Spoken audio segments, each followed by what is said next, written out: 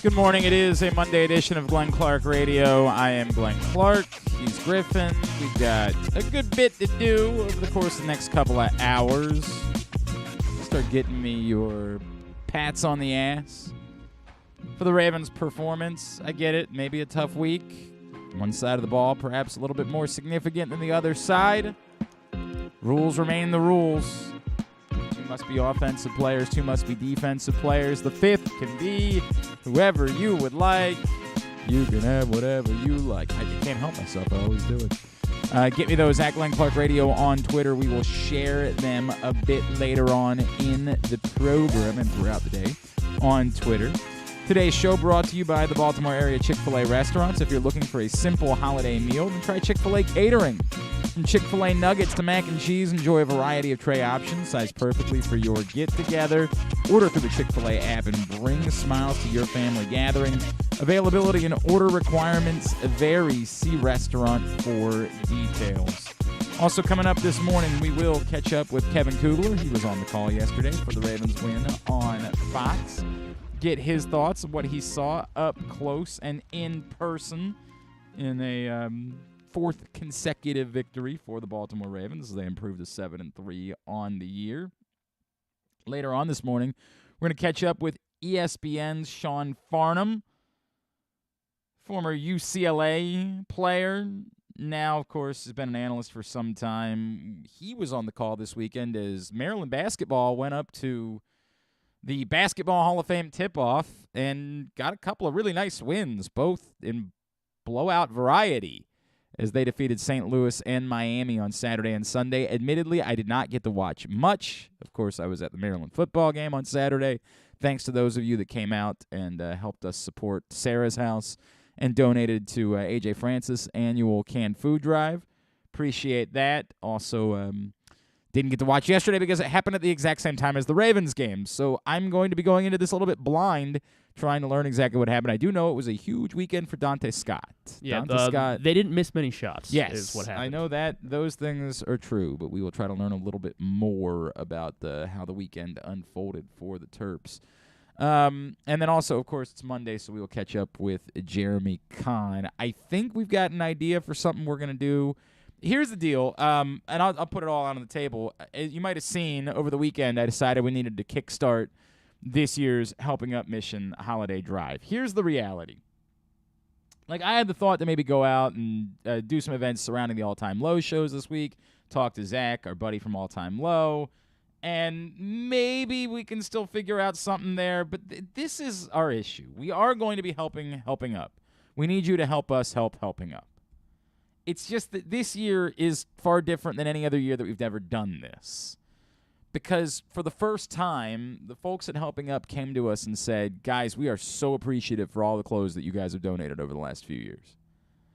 Problem is we actually have too many. The last couple of years, we got bombarded. Remember, last year, we rolled up with 2 separate giant trailers worth of clothes. Like, we still have them. Not all of them, of course. A lot of them have already gone to great homes. But it was like we could not. We don't want to end up having things go to waste or not be used or not make an impact. And so they asked specifically this year if we could focus on a few things. Toiletries, bar soap, body lotion, body powder, deodorant, foot powder, razors, shampoo and conditioner, shaving cream, chapstick, and then asked if we could also focus on, underwear. And, of course, as we talked about in the past, when it comes to underwear, you can't donate your underwear. It don't work that way. We need to go out and purchase new underwear. Undershirts, underwear, sports bras for the women's shelter, socks, leggings. So it's not that we don't want to collect things.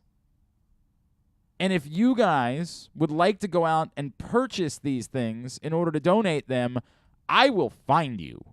I mean, you can bring them out to the next Tyus Bowser show on November 29th. I will move you to the front of the line to meet Tyus Bowser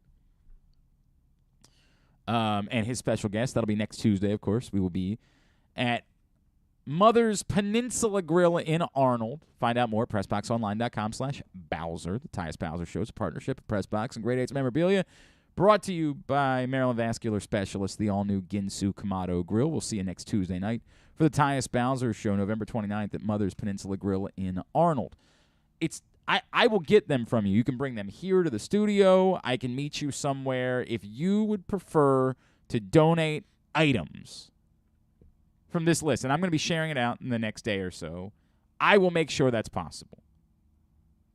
But I think the reality is going to be this year that we will be better served trying to collect money. And we've done that the last couple of years to bolster what it is that we donated. But this year, I think we're going to focus on that. I just think it's going to be the better way of going about it. Drew and I have a partnership with the Target in White Marsh. They've been great to us, and they make our money go a little bit further when we go over there and spend. So I think that's going to be the plan for how this year's drive is going to go. And I wanted to get that kickstarted over the weekend, so I decided to launch a couple of World Cup draw pools, charity 50-50 World Cup draw pools. Thank you. It was a little bit hairy, but we filled up 2 of them. Each of those World Cup draw pools, the winner is going to get $160, and our drive is going to get $160. So already $320. And then my friend Cotter Venda Jalad, wonderful man, he decided to just go ahead and throw in another $160 for the cause. So we're almost at $500 already. My internal goal for all of this is $3,000. That's my internal goal. I'd like for us to go past that. But I have a plan for knocking out the next $2,500, which at this point would get us to my internal goal. My plan for the next $2,500 is that later today, I'm going to share the details of this year's Helping Up raffle, where I'm going to ask you to chip in $25 to get your ticket, and we will have 100 spots available in the raffle. And anybody that knows how the math works, 25 spots times $100 or times, 100 spots times $25. I talk for a living. I'll get there eventually. Would equal $2,500. Our prizes this year that we know of so far. We know we have a full-size Ravens helmet that's already autographed by Calais Campbell. We intend for it to also be autographed by Tyus Bowser. We know we have now World Series champion, although this item came from when he was with the Baltimore Orioles, not with the Houston Astros.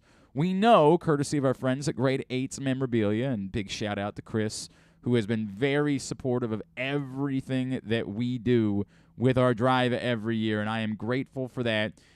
Chris has also donated a Trey Mancini autographed print, 11 by 17 print. I will go the extra distance. I'll put it in a frame for you if you would like, but we know we have that as well. We are working on a third prize, which would also be an autographed Tyus Bowser item that I'll take care of, but we know what we have so far, and we look forward to you getting in for $25. What we're asking you to do is donate $25 to Helping Up Mission. That's what we're asking. What we're throwing in is that you might end up winning one of these great prizes. But what we're really asking is for 100 of you to step up and donate $25 to Helping Up Mission. And if we get that, we're going to be set. We're going to be there. We're going to raise $3,000, and then that'll be extended by the folks at Target. We are going to be able to go spend an awful lot of money to take care of these toiletries and underwear needs they have at Helping Up Mission. One other thought that I have, and I think I have a couple other friends that might be willing to chip in and maybe do some things for us, but Jeremy, of course, is always willing to do a drinking show. If one of you wants to come in and get drunk with Jeremy and I one morning and consume that stupid banana hollandaise thing that we had talked about that Nick Kelly sent us some time ago, because Jeremy also found it recently. If one of you would like to do that one morning during December, I can't do it this week. I just realized it's too much to try to do it this week. But if one of you would like to do that with us one morning in December around the holidays, we will make that happen. But we need you to donate at least $200. $200 will get you that. Do I get the drink or on that day? Yeah. Well, somebody's got to be responsible, so we'll see. Okay. We'll see how it goes. Plus, you don't know what kind of booze Jeremy brings in. You don't want it. I promise you. No. It's not about the strength. It's just disgusting. He'll bring in like mayonnaise, vodka or something? He brings in, like, you don't know what Malort is. No. Malort is the single, the way that somebody described it to me, it's like drinking a burning tire. Like, that's the type of stuff that Jeremy brings in when we do a drinking show. So, Gotcha. We can do it, and I'm willing to do it, but somebody's got to donate $200 in order to get that spot. So that's the deal. That's where we are for the helping up drive. I'll have some more details today at glennclarkradio.com, but we need you to step up. We need you to get involved. And I would ask, I don't want to have to do this. I don't have to beg every day. I don't have to waste a lot of time. I don't have to bombard you on social. So please just get to it. Just go ahead and pledge that you're going to hop in. I'll get you all the details on how you can donate. It's PayPal, Venmo, Cash App, whatever you need to do. Somebody over the weekend was like, can I do Zelle? Yes, we'll make it work via Zelle, and I'll move it over to the account that I need to move it over to. I can handle all of that. There could not be more ways. I think it's $ Glenn Clark Radio on Cash App. Glenn Clark 180, I believe. I don't know. I'll double check. I'll double check on what all these things are. Glenn Clark 180 on PayPal, or glennclarkradio@gmail.com on PayPal, at Glenn-Clark on Venmo. Any of those ways for you to get in, and then you can help us helping up this holiday season. So I appreciate it. Now, all that said, let me spend a couple of minutes talking about the Ravens game. I have a column coming today at PressBoxOnline.com. I was not remotely surprised when we started getting calls yesterday post-game on 105.7 The Fan that were calls still about this was embarrassing, people talking as if the Ravens had lost. That's the way that we are. It's in our nature. We expected a game to go a certain way, so when it doesn't matter what the result of the game was. It's kind of a loss anyway because it wasn't what we thought it was going to be. That's not how the NFL works. It's not how organized sports works. It's just how our stupid brains work. It is unreasonable to be frustrated with the performance of the Baltimore Ravens yesterday. If your response to that yesterday was that you're mad about it or you're frustrated, you're an unreasonable person. And maybe you're just an unreasonable person. No, a lot of people are. It won't surprise me if that's simply the answer, is that you're an unreasonable person. But I can't get around it. It's unreasonable for you to be angry about it. There are things that you can say that might be more appropriate. If you said, hey, I think the defense was more responsible than the offense for this win. I think the performance of the offense was pedestrian. If you wanted to say anything along those lines, that would be reasonable. It'd be a reasonable way of describing what happened in the football game. If you want to really try to think about it, it was kind of obvious what was going on yesterday. Given the wind, the absurdity of the wind, and given the opponent, and the Ravens could never say this out loud, they kind of decided to play a certain game. Which doesn't absolve them of any criticism. It doesn't mean that they were perfectly sharp offensively. It's just that it was pretty clear they weren't going to take a lot of risks yesterday. They didn't feel the need to try to ignite their offense at any point. They were willing to play for punts. They were willing to play for field goals. They were willing to, for example, at the end of the first quarter when it was 4th and 3, and a lot of Ravens teams in the last 4 years would have almost certainly said, let's go. Let's keep this thing moving, man. They were far more inclined to say, nah, we'll line up and try to draw them off sides, but We're not gonna do anything more than that. We know what kind of game we're in. The Ravens decided that they were playing a certain type of game yesterday, and they played the type of football they would need to play in order to make sure they won that game. You probably don't love that. It certainly isn't aesthetically pleasing. It certainly doesn't, for anybody who spent money and came out to a football game, it's not the most exciting brand of football. Even if you were sitting and watching at home, it's not a very exciting brand of football. I get it. You'd rather be the Kansas City Chiefs. I understand. But it's not reasonable to complain about winning a game in which you were never actually threatened, in which you kind of decided, given your defense against their offense and the conditions, you could play that way and win. It was disappointing they couldn't get more going on the ground. Of course, the Panthers do present a decent defensive front. It's one of the few things they have going for them. And the Ravens were still playing without their top two running backs. It was disappointing, too, after Gus Edwards was back at practice last week. Would have been nice to see him on the field. And I don't know how much of a difference that would have made to have Gus Edwards on the field, but I think it would be reasonable to say it would have made some. I don't think that Lamar Jackson was particularly sharp yesterday, but I don't know that the Ravens are doing Lamar Jackson a ton of favors in order to be sharp. This is kind of what it is. I think there's immediate follow-up. Rita and I ended up having a discussion about this because we were kind of getting caught in the minutia.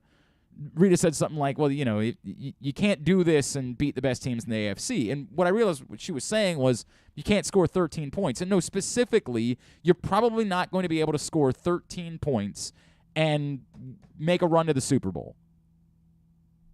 But I think we're splitting hairs. What the Ravens tried to do yesterday was the thing that we know that they're going to try to do every game. They want to win time of possession. Time of possession is their thing. They want to dominate time of possession. Keep the ball away from the opposing teams. They now feel very strongly about their defense. They want to be a team that wins time of possession. They want it not with the 38-minute number that they had in the previous two games, but still by 6.5 minutes yesterday. Time of possession is the thing.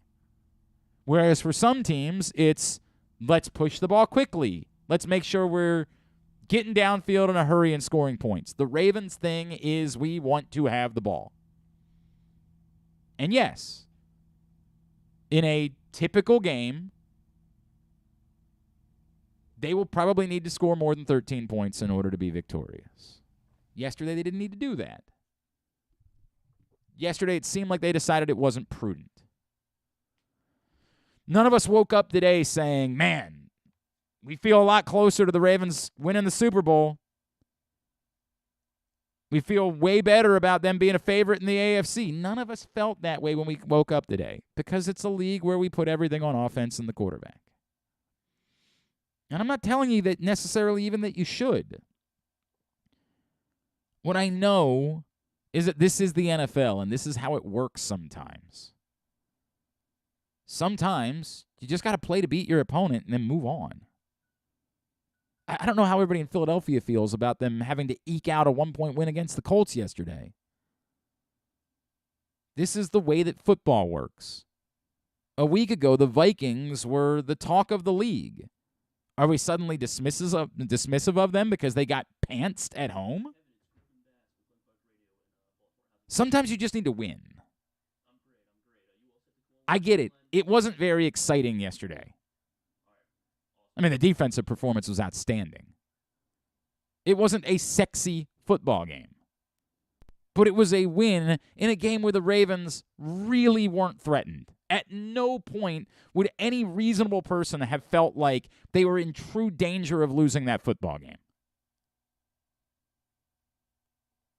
Put it in the win column, move forward. Do they need to score more points? Yes, but this is the outlier. They were a top 5 scoring offense in the NFL coming into this one. This is the outlier. This isn't who the Ravens are. The evidence is they can score plenty of points.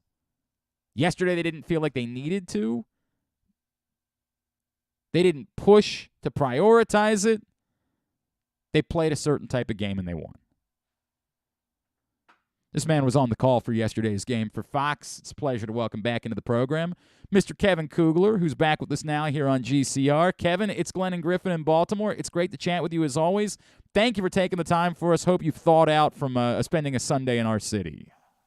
It was a little crisp yesterday. There's no doubt about that. Yeah. The wind was howling, and I was listening to you, Glenn, talk about the game plan for yesterday, and don't need to push the panic button. It's a win, and I really do think that wind, we talked about it on the air, that wind really played a major role in how both of these coaches and coordinators managed this game yesterday. And I think that's why you saw the score the way you did. I completely agree. I don't think the Ravens would ever say it, and not even bother poking around too much about it, because it feels like you'd be almost talking down to your opponent. But there were a number of times during yesterday's game where I just got that feeling of the Ravens knew what they were up against. Between the wind and the way their defense has been playing, and frankly the fact that it's the Panthers and Baker Mayfield on the other side, it just felt like internally they said, I keep coming back to like 4th and 3, which the Ravens in this era of football, they're the team that goes for it. They're the team that says, hell yeah, coach, let's go do it at the end of the first quarter, beginning of the second. And they weren't doing that yesterday. They just sort of seemed like they were saying, we just want to win the football game. We don't want to take any risk whatsoever that could invite this other team into this game, because we don't think we need to. We think we can go win it doing it this way.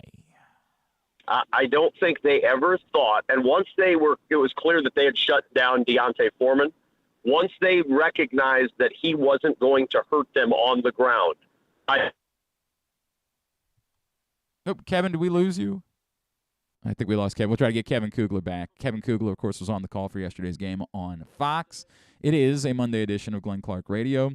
Today's show also brought to you by the all-new Ginsu Kamado Grill. GinsuGrills.com is the website.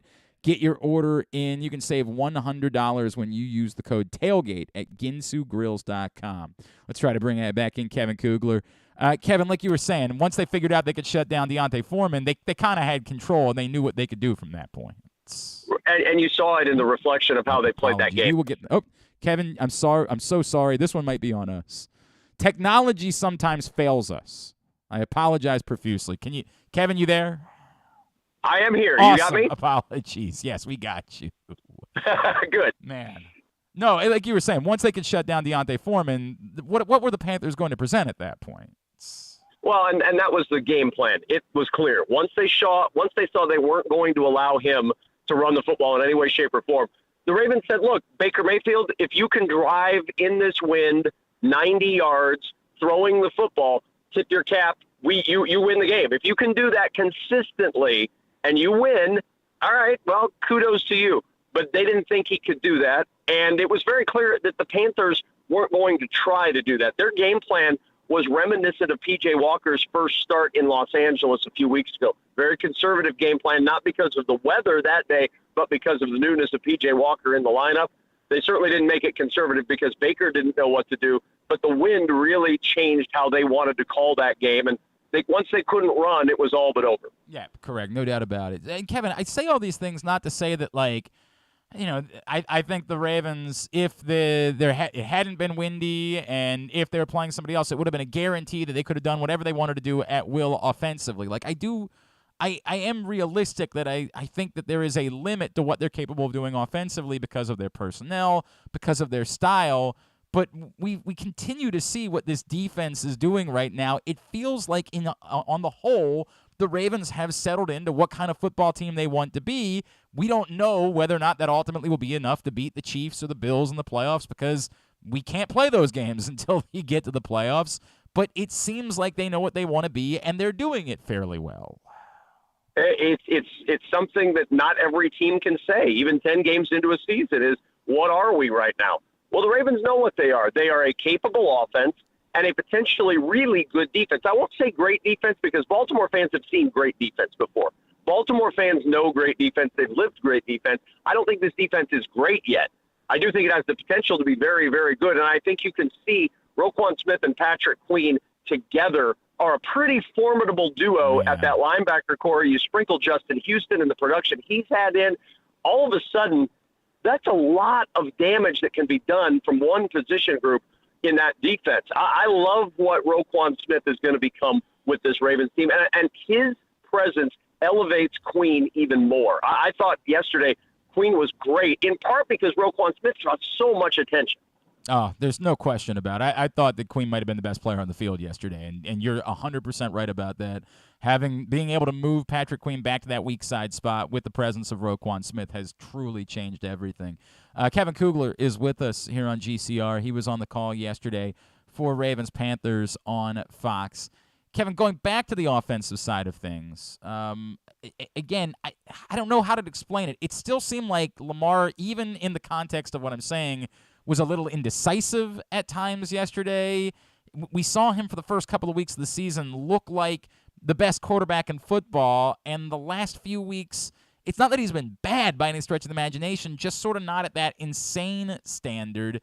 What did you think of the way that he performed yesterday? And I don't know, the trajectory for where he is, obviously with the backdrop of him still not having his long-term deal. Yeah, and I think it was weird. I'm not a big let's speculate on this or that on the air guy. That's not necessarily my forte, and it's not necessarily where I need to be. But I did watch that game yesterday with the backdrop of Lamar was sick Friday. Right. He was not feeling well at all on Friday. And there were times yesterday where I thought, he still doesn't look like he feels great. You know, there's just he does things that normal humans cannot do at times during games. And I didn't necessarily see that from him yesterday. I thought he was very efficient.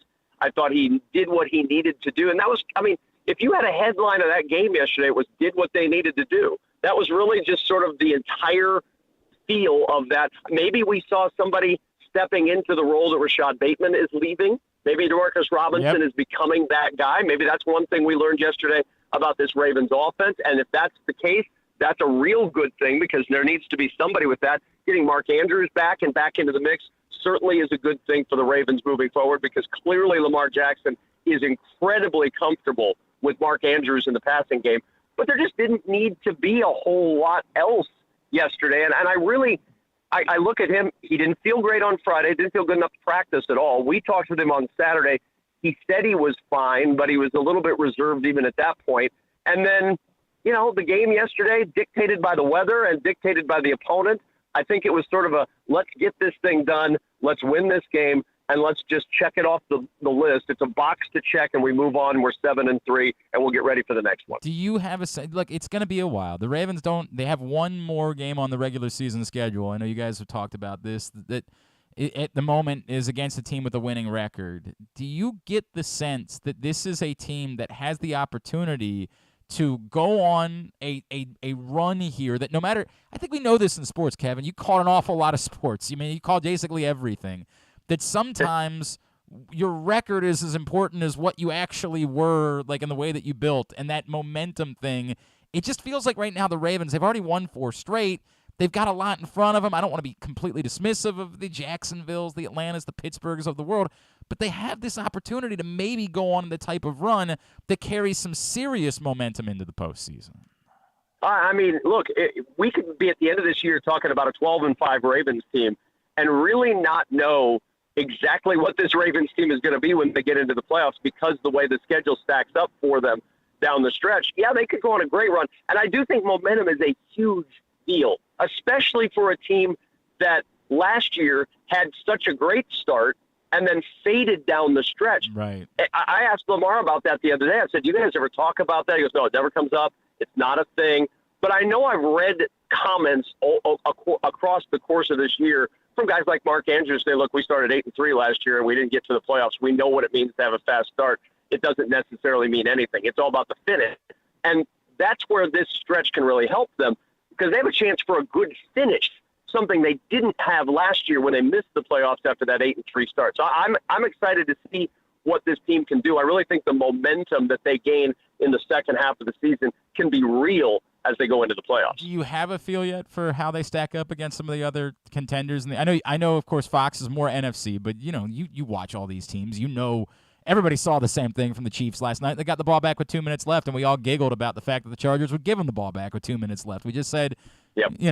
This is inevitable. This is what we know what's going to happen here. Do you have a sense for how the Ravens might stack up with the Chiefs, the Bills, the top dogs in the AFC right now?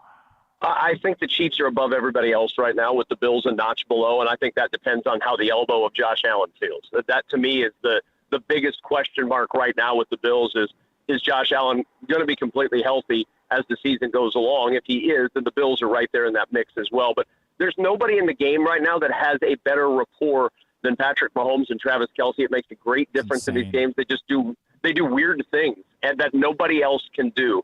And that sets them apart, and it sets that team apart right now from everybody else in the AFC. I think the Ravens are in that next tier, and that next tier is good enough to win games, and it's good enough to win games in the playoffs, especially with the Roquan Smith addition. I just cannot tell you how impressed I am with what that defense looks like with him versus without him. They were good without him. They're really good with him right now, and he makes Patrick Queen so much better. He's going to make Justin Houston even better, and Justin Houston looks like Justin Houston of 23 years old instead of 33 or whatever he is.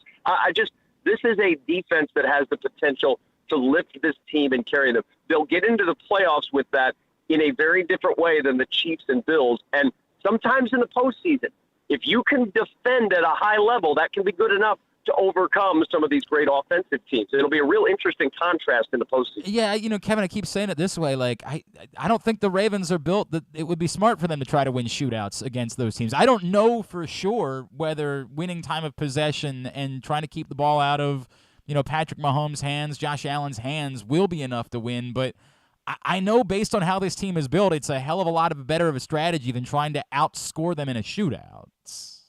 You can't do that, especially with the lack of talent right now that you have at wide receiver. Losing Rashad Bateman hurts. And so, DeMarcus Robinson looked great yesterday. Let's see if he can string a few of those games together before everybody says he's the guy that's going to fill those shoes. Mark Andrews is a terrific tight end. He's in the Travis Kelce conversation, but Kelce's just above everybody else right now. He's one of the greatest tight ends to ever play the game, maybe the greatest by the time it's all done. So you've got the pieces, at least in some parts, but I don't know that you can say that if you put this team on the field with the Chiefs and said, all right, first 1 to 40 wins, I don't know how many people are putting their money on the Ravens. Yeah. I mean, I don't know how many people are putting the money on anybody in the league. Besides, yeah, exactly. Right. Yeah, no, there's no shame. There's no shame in being the Ravens in that conversation. Very few are going to outscore the Chiefs. Right. That's the reality of it. They are just a little bit different. Kevin, I know you're the busiest man in show business. It is, however, holiday week. Like, do you get a day, or do you have to go to a basketball tournament somewhere? Like, what does this week look like in Kevin Kugler's life? I've got basketball tonight in Iowa City. I've got basketball Wednesday in Bloomington, Indiana. I've got Thanksgiving football for Westwood One in Detroit on Thursday. And then our Fox crew is out west in San Francisco this week for the Saints and Niners. So, no, is the short answer to your question. Not this week. Next week a little better, but this week is very, very busy. I'm sure you would prefer to spend Thanksgiving with some family, but heck, man, we call it work. We all know it ain't really work. We are all very fortunate to be in this business and be able to do these things. I understand that. And heck, man, all of a sudden it looks like maybe some trips to College Park, Maryland might be a bit more interesting this season later on. Yeah. I'm telling you, he looks pretty good early. I love Kevin Willard. I think he's a fantastic coach, and I think that's going to be a real interesting team. Everybody slept on that Maryland team. They have some pieces, and they have a real good coach to manage those pieces this year. They looked really good this weekend. At Kevin Kugler on Twitter is how you follow him. Kevin, really appreciate taking the time. Enjoyed you and Mark being here in Baltimore yesterday. Thanks so much for doing this morning. You bet, Glenn. Have a great day. Kevin Kugler with us here on GCR after he called Ravens-Panthers yesterday in Baltimore. All right, so this just came across. My friend Cordell Woodland from 105.7 The Fan shared a message that he got from FanDuel. It reads, this is significant. Betting will be available in Maryland from 2 p.m. to 10 p.m. Eastern. Let me read it. All online sportsbook operators are currently participating in a mandated demonstration by the Maryland regulator. Betting and cashing out active bets is temporarily unavailable until 2 p.m. on November 21st. would be that's today. Now, it's a very oddly worded message because it says from 2 p.m. to 10 p.m. Like, why wouldn't it be available at 10:02 p.m.? Like, why could we only bet? I don't know if this is like a soft launch of sports betting today and then the full, because again, we've been working under the assumption that Wednesday was the date where everything would go live. So I don't know if this is a soft launch type of deal today that they're doing in order to like let everybody experiment, make sure they got all their ducks in a row. I'm not really sure. But I would think that if they're going to start letting you bet at 2 p.m. today, that you could probably be, it might be that it's just when they're turning things on. And they're just saying, let's go. I say all of that because I have been assuming that you would have until Wednesday to take advantage of the incredible sign-up offers that we have compiled for you at PressBoxOnline.com/offers. But I'm no longer certain that's the case. It might very well be that come 2 o'clock today, those sign-up offers, those pre-registration bonuses, because let's make that very clear, that's what they are. They're pre-registration bonuses.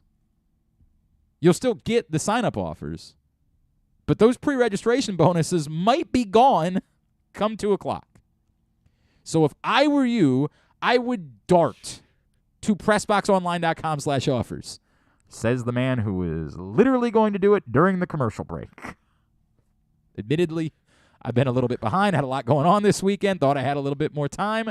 When we hit this commercial break, your pal Glenn is going to be going to PressBoxOnline.com/offers and signing up for all 3 of the offers that are currently available.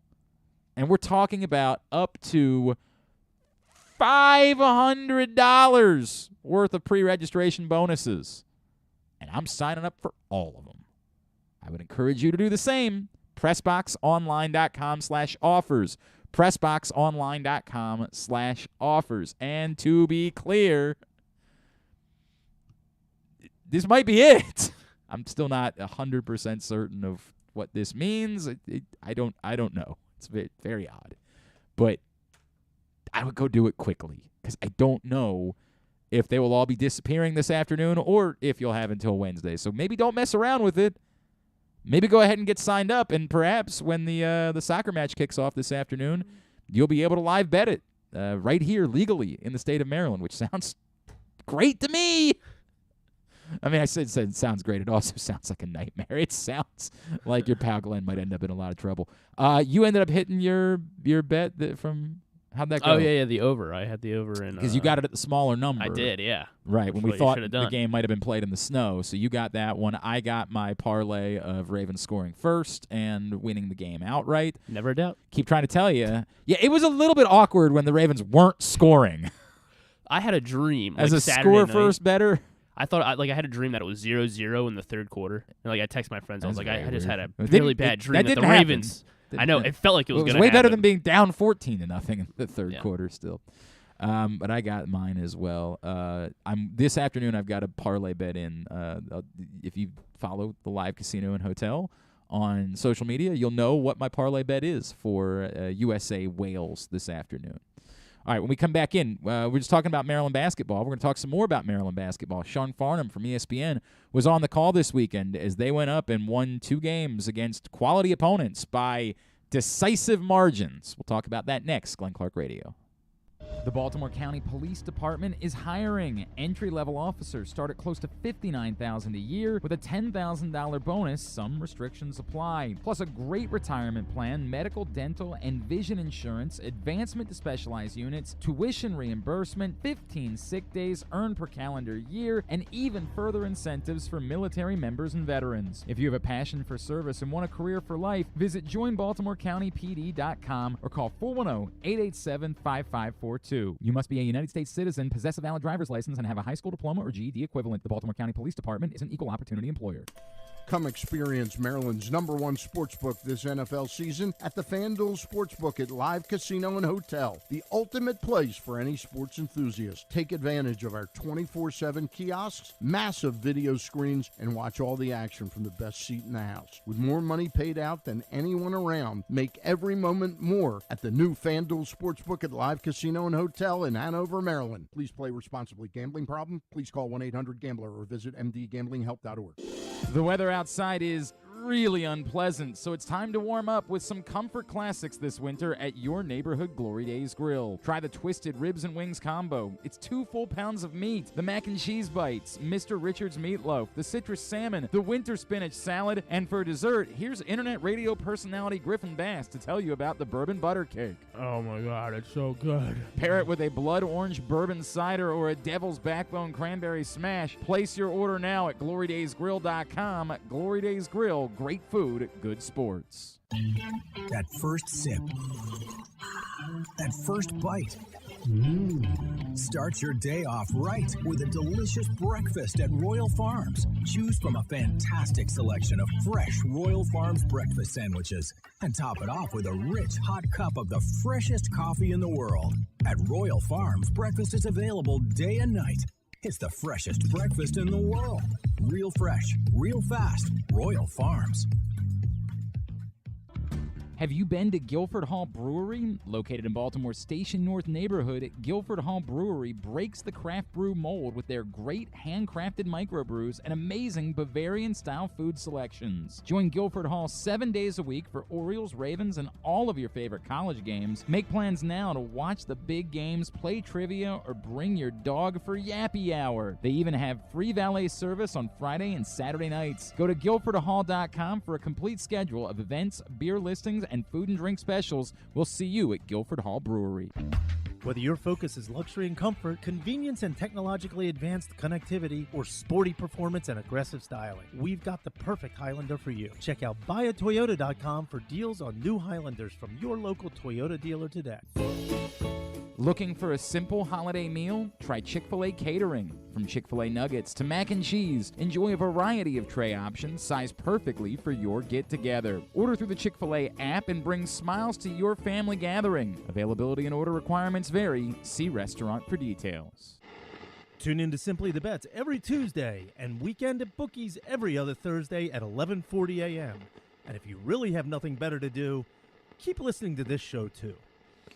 So some kind of shocking news this morning. Rob Ambrose is out as Towson football coach. I've been somebody that I've been friends with for a very long time. He's done an outstanding job as the football coach at Towson University. Obviously led the Tigers to the national championship game. I get it. That's about a decade back. I understand that,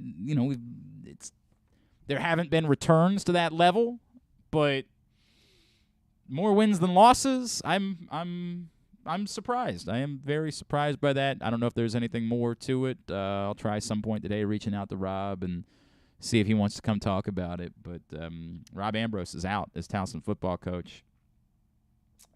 Lyndon Johnson will serve as the interim head coach, but that doesn't really matter because they don't have any more games to play. So he'll just sort of be running the program until a new coach is hired. I am really quite blown away by this news that comes down this morning that Rob Ambrose, a Towson alum and someone who did a tremendous job in leading Towson football, is now out as the head coach at Towson University. We will try to find out a little bit more about that. Now, we did get a little bit follow-up. I guess there's some clarity. This is just sort of a soft launch today for sports betting in Maryland between 2 and 10 p.m., so you will still be able to sign up from between now and Wednesday. This is just kind of a practice. It's so weird. Practice. We talk about practice, man. From 2 to 10, you'll be able to bet in the state of Maryland. Then at 10:05, nope. Sorry. Not going to be an option for you. But if you want to bet the football game tonight and you're signed up, you will be able to do that.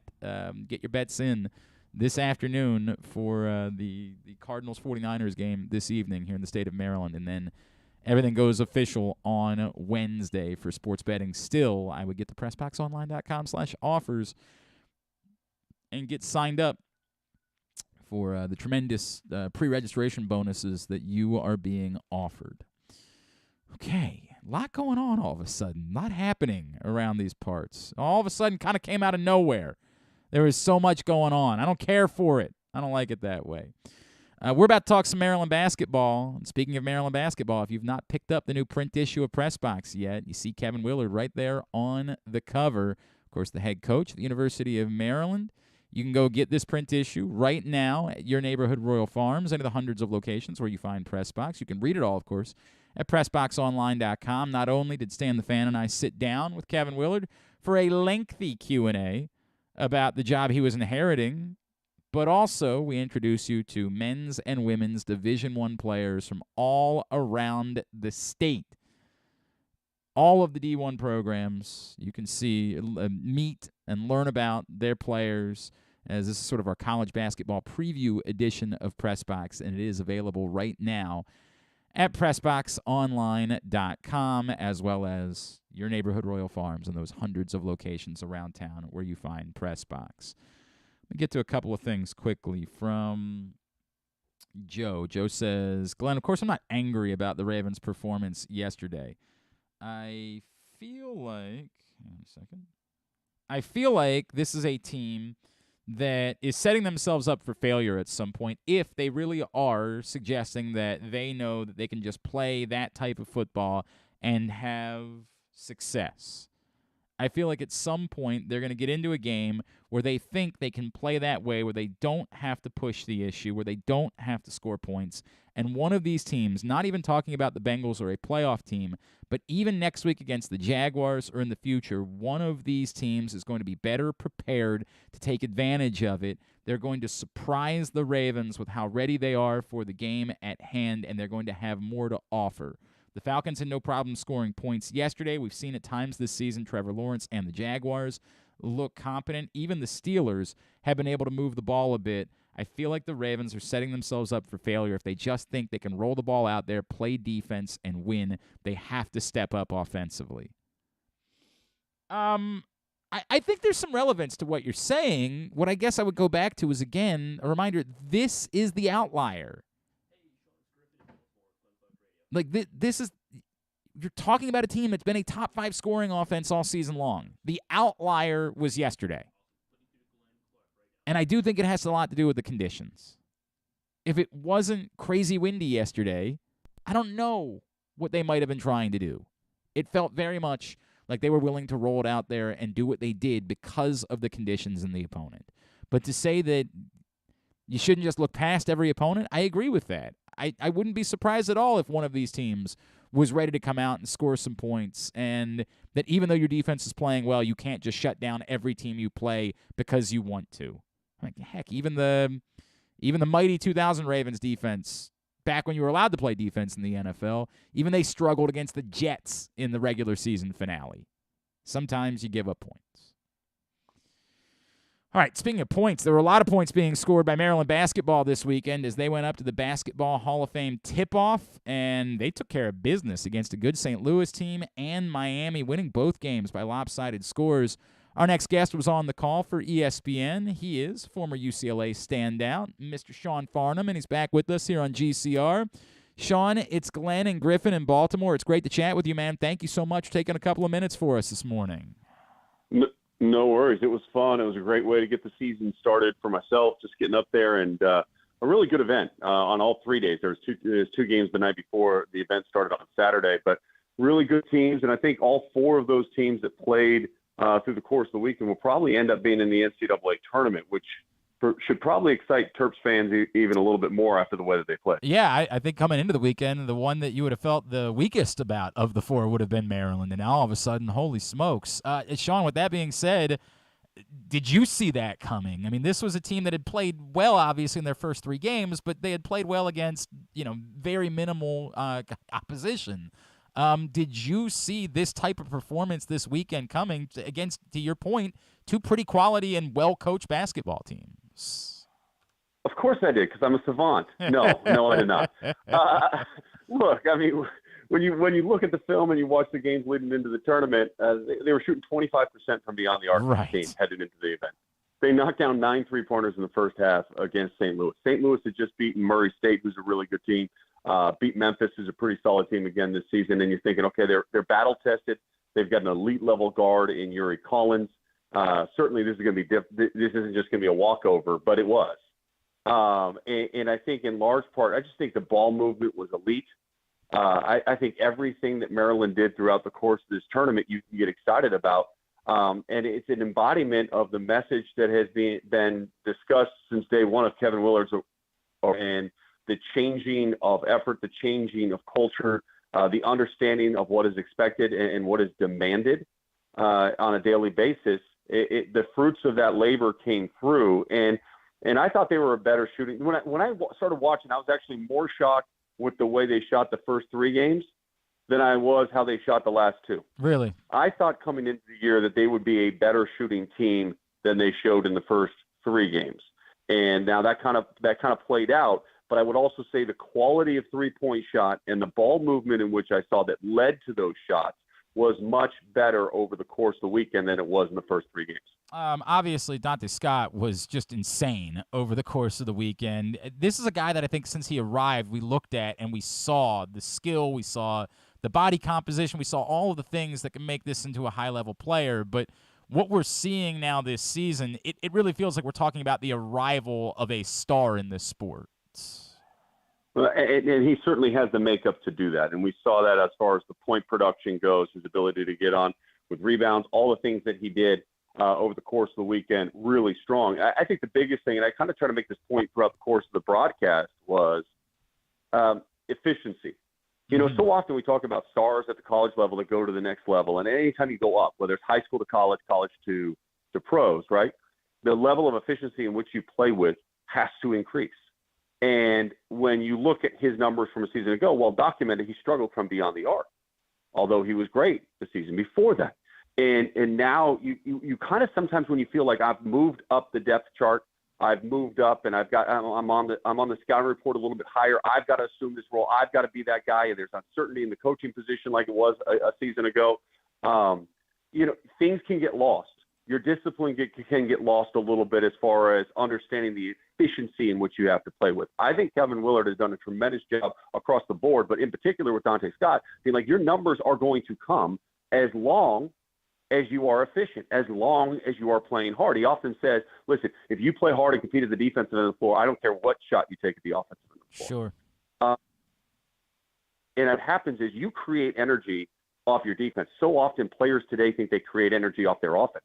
You create energy off of stops. You create energy off of hustling at the defensive end of the floor.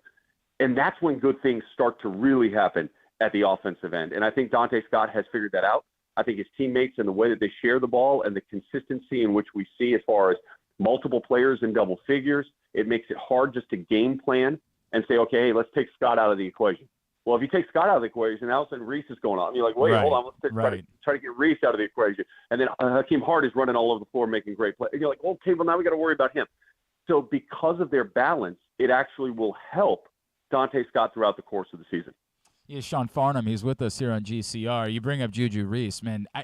We already liked what we saw from Juju Reese a season ago, but Kevin Willard told us every time anybody would listen about how much improved Juju Reese was. And I think we're really starting to see this. This dude has truly come into his own as a sophomore and is becoming the type of kind of imposing presence that I think a lot of us thought he had the opportunity to be. Yeah, I don't know. I don't have the stats box score in front of me from yesterday, but I think he only missed one shot the whole game. Right. I mean, he was great. But you know what impressed me even more than the shots or the rebounds? There was 2 plays. One was a block shot late in the game. He closed out to the three-point line yesterday, blocked the shot, then sprinted back in and got the steal and took away the passing lane because he kind of got out of position on the block shot. They corralled the ball and drove it straight to the center of the floor and were looking to dump it down in a small window for an easy layup, and he jumped right in front of him, the offensive player, and stole the ball. And that's effort. So 1, that play really stood out to me. 2, his passing. Backdoor cut on night 1. He caught the ball at the elbow, turned and faced, and backdoor cut, I think Hakeem Hart was the one that scored the layup off of it. And then a couple of times yesterday, catching the ball down low on the block, and when they did bring a double team to him, he was able to find shooters on the opposite side or kick out to wide open shooters and help facilitate offense as well. And I think that in the modern day big, you have to be able to do multiple things. You cannot just do one thing well. You have to be able to impact the game in a variety of ways. And I don't care who he's playing against. I think he because of his effort, because of his improved passing, I think he's going to have a big season this year. Donald Carey, how much do you feel like he's brought? I mean, we're going to get to Kevin Willard here in a second, what he's done, as you alluded to, in changing the program. But it feels like that young man has really brought something that makes this team a little bit different. Yeah, I mean, look, he came into the game obviously struggling from beyond the arc the 2 games of the weekend, and then kind of found himself. I mean, shooting 14% heading into the weekend from 3. I think he was like 2 of 14. He had two made 3-pointers in the first half against St. Louis. So he's starting to find his rhythm, and I think that he can add that. I think you go back to those Georgetown numbers and you see 13.5 points per game, and you're like, man, if we get 13.5 points per game, that's pretty good. He had 9 in the first half yesterday. As it starts to spread open the floor, you need for Reese, you need guys on the outside hitting shots. For Scott, you need guys hitting down shots. His versatility, he can shoot shots, but from the outside, but he's also good with his back to the basket, getting that middle portion of the paint. So you need to open up that lane and open up that seam, and that happens when you have shooters around the perimeter. And I think Carey's going to be a guy that's going to average about 11 points per game when it's all said and done this season. And I think he's starting to really find himself within this offense. And it's tough when we have new faces, and so much of this we see across college basketball. I mean, look at the last 7 days for Colorado. They lose to Grambling, they beat Tennessee, they lose to UMass, they beat Texas A&M, and they get walloped by Boise State. That's the last 7 days. But do you know if Colorado's good or not? I don't. No clue. I mean, no clue. And we're seeing this across the country. So there is massive inconsistencies early in the season. And because of transfers, because of guys learning new rules, new systems, and a lot of times when a new coach comes in and you're playing in a new system for a coach, it's also the words that they use. Like so often we think, it's just a new system. No, it's words. Like how do we call that coverage on that screen? Well, at my old school we called it this. Yeah, well we don't call it that here. We call it this. Right. And if you call it that, nobody else on this team is going to understand what you're saying. And those are the small details that happen behind closed doors that people sometimes don't take into account in a player's transition and understanding exactly how they got to fit and how comfortable they are within that system. How do you define, we referenced obviously the culture change. How do you define exactly what it is that's different with Kevin Willard now with Maryland basketball? Like, is there something that you're seeing that you're saying, boy, and I'm not trying to take a shot at Mark Turgeon or something like that, but this is how you can already see that this program is different than it was over the course of the last few years? Your team takes on the demeanor of the head coach. And I like Turge. I've always liked Turge. But Kevin Willard's got some bite to him. He has some edge to him. And I think that this team is embodying that. I think they have an edge. And sometimes that edge it's easier to sink the hooks in and catch the fish when you've had a year like they had last year. And you have plenty of video evidence to put your thumb down as a coach. You have plenty of video evidence to show them and say, that's not acceptable. And yet throughout the course of practices, you're creating new video evidence of showing them how effort, how focus, how, playing with that edge leads to success. And even in the celebration that you saw in the locker room that they posted on their Twitter account, there's a level of excitement, and there should be because you won a tournament. And anytime you win a championship, it's good. But did you get a sense that team was satisfied and feels like they've arrived? That's a great or point. Do you feel like they think they've taken a step? And my sense was they feel like they've taken a step. This was nice, and that's it. It's not like oh my gosh, look what we've done. Now, they have to handle success. That's the next evolution of this, right? Because you have a bunch of players that have transferred in, that have come from programs that had no success, were losing records, sub-500 records when they were playing there. And now you're joining a team that had massive inconsistencies last year. And now you've got to try to, now we've had some success. How do we handle success? We've won. We beat teams that are going to go to play in the NCAA tournament. How do we handle this moving forward? The schedule is about to pick up in the early portion of December. When you look at I think it's Illinois, Wisconsin, Tennessee, UCLA, all in a row. That's when business is going to pick up, and you're going to really find out a lot about this team. It's a daunting 4-game stretch, yeah. Yeah, if they focus on the defensive end and they play with this kind of edge, I think that they've got a chance to win all of those games. I'm not saying they're going to win all those games, but they will have a chance to win all of those games. And I think that's what you're starting to build towards as you enter conference play starting early in December with those 2 games, and then those 2 pivotal non-conference games against 2 teams that are second weekend teams in the NCAA tournament. You're going to know a lot after those 4 games are done. It's a hell of a stretch. Before I let you go, Sean, I want to go back, just sort of end this the way you started it. You threw out that all 4 of these teams are NCAA tournament teams. I think you know that at the beginning of the season, most people looked at Maryland and said, yeah, that's not reasonable. It's not reasonable for the expectation for this team to be that they're an NCAA tournament team, which, of course, never means that it's impossible, that you couldn't figure something out. We've talked a lot around here about, Iowa State and an amazing turnaround from 2 wins to the Sweet 16. Do you really truly feel now after seeing it this weekend that it's reasonable for that to be the expectation for this group, that they should be competing to be an NCAA tournament team? Yes, without question. And I think everybody in that locker room looking at each other today is telling each other we can go play in the NCAA tournament this year. And they've talked about it, but now they're actually believing it. And I think that's the good thing, because Jerry West always said, if you don't have confidence in your game, you have nothing. And I think this is a team that's gaining confidence. And my hope is that their mental edge continues to have that thumb be pressed down and going, okay, we've got this. And the pieces are there. The pieces are there. The coach is there.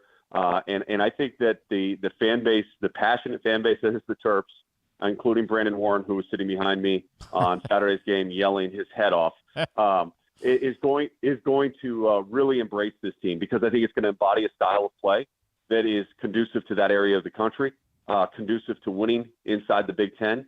And Coach Willard is outstanding. He's one of the best coaches in the country. We saw what he was able to accomplish at Seton Hall. There's no reason to believe that he will not at least accomplish the same thing at Maryland moving forward. We've been really impressed in our early conversations with him. He's remarkable.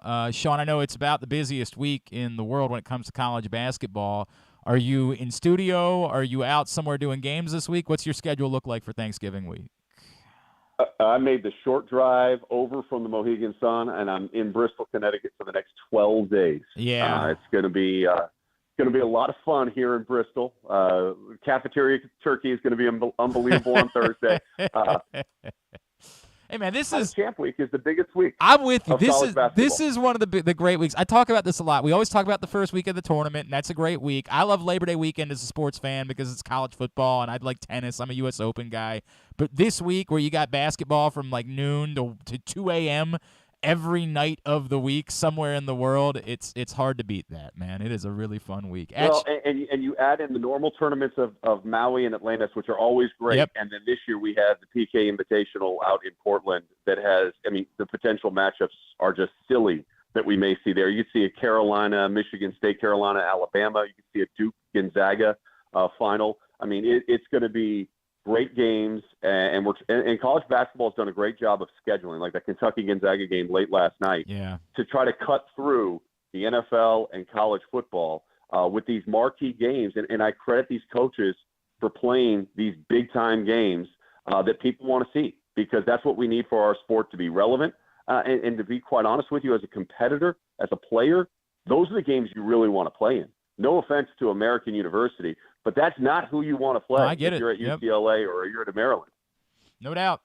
It's an exciting stretch, man. At Sean Farnham on Twitter is how you follow him. Sean, really appreciate you taking the time for us this morning, man. We'd love to do it again during the season, all right?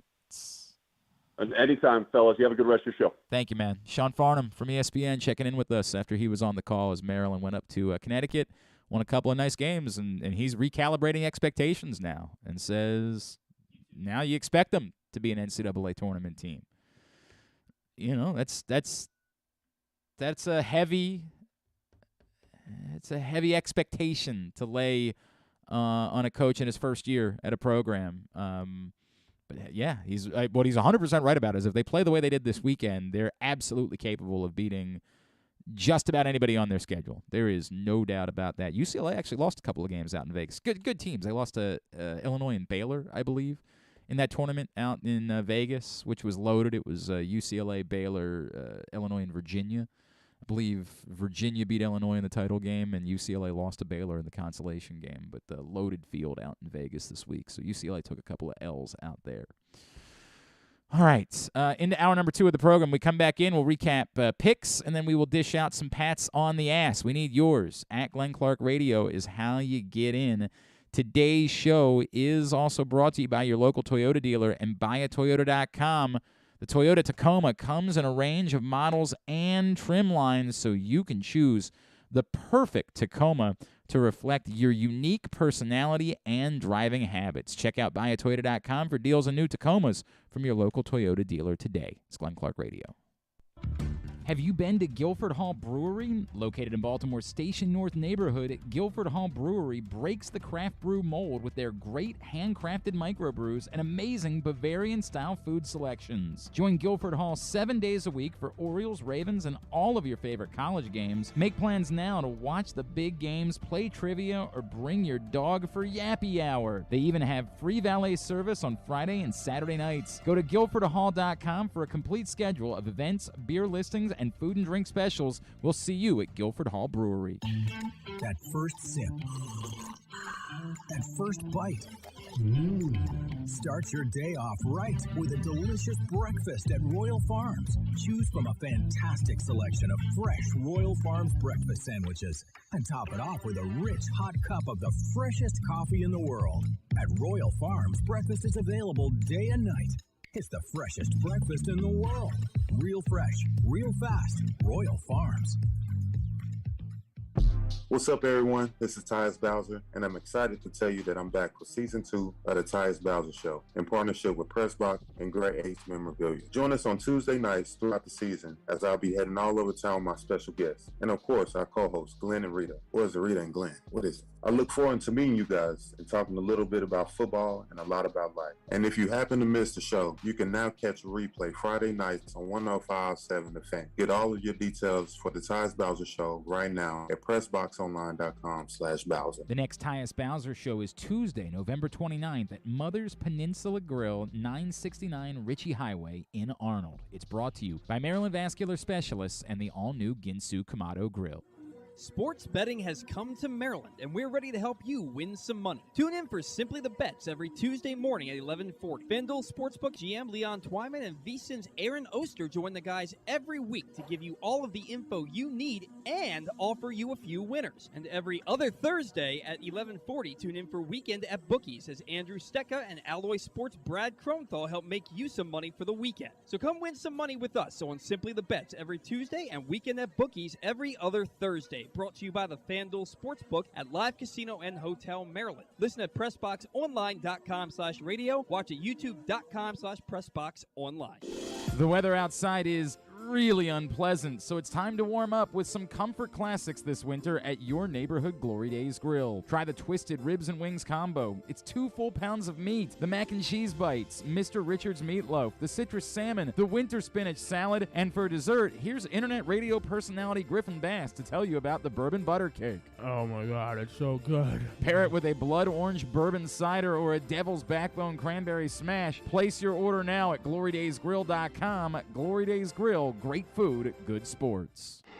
Check out Jeremy Conn's daily picks at PressBoxOnline.com as he tries to find you daily winners. And speaking of winners, here's a man who once won a media curling contest. And I don't think anything else. He's Glenn Clark. All right, back in here on GCR as we move into hour number 2 of the program. Today's show is also brought, just one more reminder.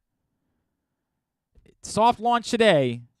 Online sports betting, a thing, a real thing coming on Wednesday in Maryland, and this is your final opportunity to take advantage of the pre-registration bonuses right now from FanDuel, DraftKings, BetMGM. Up to $500 in pre-registration incentives are available for you if you go to PressBoxOnline.com/offers. PressBoxOnline.com/offers right now. Go get signed up. Make sure you don't miss out.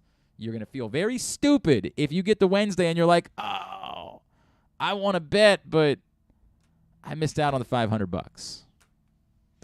Don't do that. Don't be that guy. PressBoxOnline.com/offers right now. Let's recap the week that was in picks. Our picks recap is also brought to you by the FanDuel Sportsbook at Live Casino and Hotel Maryland. A reminder that when sports betting goes live, they're going to be fully integrated with the FanDuel Sportsbook. So you will be able to deposit money into your online account in the FanDuel Sportsbook at Live Casino and Hotel Maryland. You'll be able to collect your winnings in the Sportsbook, the FanDuel Sportsbook at Live Casino and Hotel Maryland, will be fully integrated so that essentially your phone will become your bet pad. It's that simple. They were doing bet pads in the FanDuel. Your phone will be able to be your bet pad. And there is no better place to hang out, to watch and bet on sports. The atmosphere in the FanDuel Sportsbook at Live Casino and Hotel Maryland is unparalleled. We've already had one match in the World Cup in the books today. England pummeled Iran. Starting tomorrow, we'll have 5 a.m. matches. Let's go. And despite the fact that the FanDuel Sportsbook at Live Casino and Hotel will not be open, they have worked it out to make sure that the matches will all be on their 100-foot media wall. And, of course, you'll be able to get your bets in on the self-service kiosks or, starting on Wednesday, via your FanDuel app on your phone here in the state of Maryland. So you will have that chance to hang out, watch, and bet on all of the matches in the World Cup, including this afternoon when the USA takes on Wales in the FanDuel Sportsbook at Live Casino and Hotel Maryland. All right. Not a dynamic week for anyone. Nobody better than 5-4. Not a terrible week for anyone, but not a lot of movement, I would say, in picks this week is the best way to describe it. And go through it pick by pick. I'm an idiot. This one's the one I regret the most because I literally wrote in a column last week that I would not be shocked at all if Navy beat UCF outright. And then I didn't pick them to cover. 16.5 because I'm a dope. The stupidest person alive. Navy, of course, pulls off the stunner, backing up what they did in the second half against Notre Dame. They had Xavier Arline back. Daba Fofana running everywhere. John Marshall, a monster defensively. Navy beats UCF. Remarkable win for Coach Ken Niumatalolo and his program, 17-14, sort of reminding the country what it is that they are capable of doing, despite the fact they're going to fall short of making a bowl game this year. Big win for them. Everybody had it except for Ken Zales and I. I was able to get it back, however. I was down there. Man, I got it. Okay, I'll pull the curtain back. AJ asked if I was planning on sticking around. And I said, I don't know, man. He said, well, we're all going to go down on the field in the second quarter and go wave at the cameras and the whole thing. Why don't you hang out at least for that? And I said, all right, I'll hang out for that. My thought being, by that point, Maryland would probably be down by 3 touchdowns, and I would be comfortable in departing at that point. As you know, that was not the case. Maryland, of course, was leading at the half. I said, well, damn it, I guess I got to stick around. I don't want to be the guy that left the day that Maryland beat Ohio State. I don't want to be that guy. Missed out on going to see Black Panther. Still haven't seen it. I saw it. It was good. Thanks, buddy. Yeah. Still haven't seen it because I stayed at the game long enough to comfortably know that Maryland was not going to beat Ohio State. You knew that they would comfortably cover, though. God, they did comfortably cover as the number was 27.5. Only Griffin and I were on Maryland. Yeah. They fall 43-30 against Ohio State. Really a thriller on Saturday night. Because I didn't get to go see Black Panther, instead I sat at home and watched a good amount of this football game between UCLA and USC. A hell of a game. Caleb Williams is now your Heisman Trophy frontrunner. He is your favorite after this past weekend. Unfortunately, Hendon Hooker got hurt, and Stetson Bennett's just never really been all that impressive. There just hasn't been anyone who is sort of like C.J. Stroud was good on Saturday, but a lot of the story, of course, for Ohio State in the second half was them running the ball. Nobody really kind of seized it. Caleb Williams was the one that was the closest in a national TV primetime game, so he got the attention.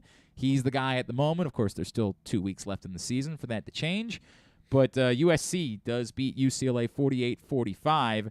Couple that with Tennessee's loss, and USC moves into the conversation for the playoff. Right now, it's sort of like there are 5 teams kind of battling for 4 spots because, I mean, LSU, I guess, is still in the conversation as well. Like, if LSU were to win the SEC, they're going to be in. So maybe we'll expand it to 6. You would think Ohio State or Michigan is going to be in. The question is there a path for both of them to get in? If Georgia loses to LSU, does Georgia – I assume Georgia still gets in. TCU, it feels like if they can just hold on, it's been dicey, but if they can just hold on and finish unbeaten, I don't think you can leave them out. And then USC is just sort of hoping for the right set of circumstances. If LSU not winning the SEC, I think it's TCU loses. Well, TCU loses, and they're definitely in. And they still, by the way, USC still has Notre Dame and the Pac-12 championship game left. Like, they still have 2 tricky games to be played. But it's also like what happens between USC and, say, if Michigan were to beat Ohio State, does USC definitely get in over Ohio State? Because, like, their best non-conference win, Ohio State's got that too. They also beat Notre Dame. I don't know. I don't know how that plays out if it works that way. It would be interesting to see. I think if it's Michigan that loses, that USC would get in over Michigan. I don't know. But USC gets that win, 48-45. Myself, Griffin, and Paul Valley all get that point.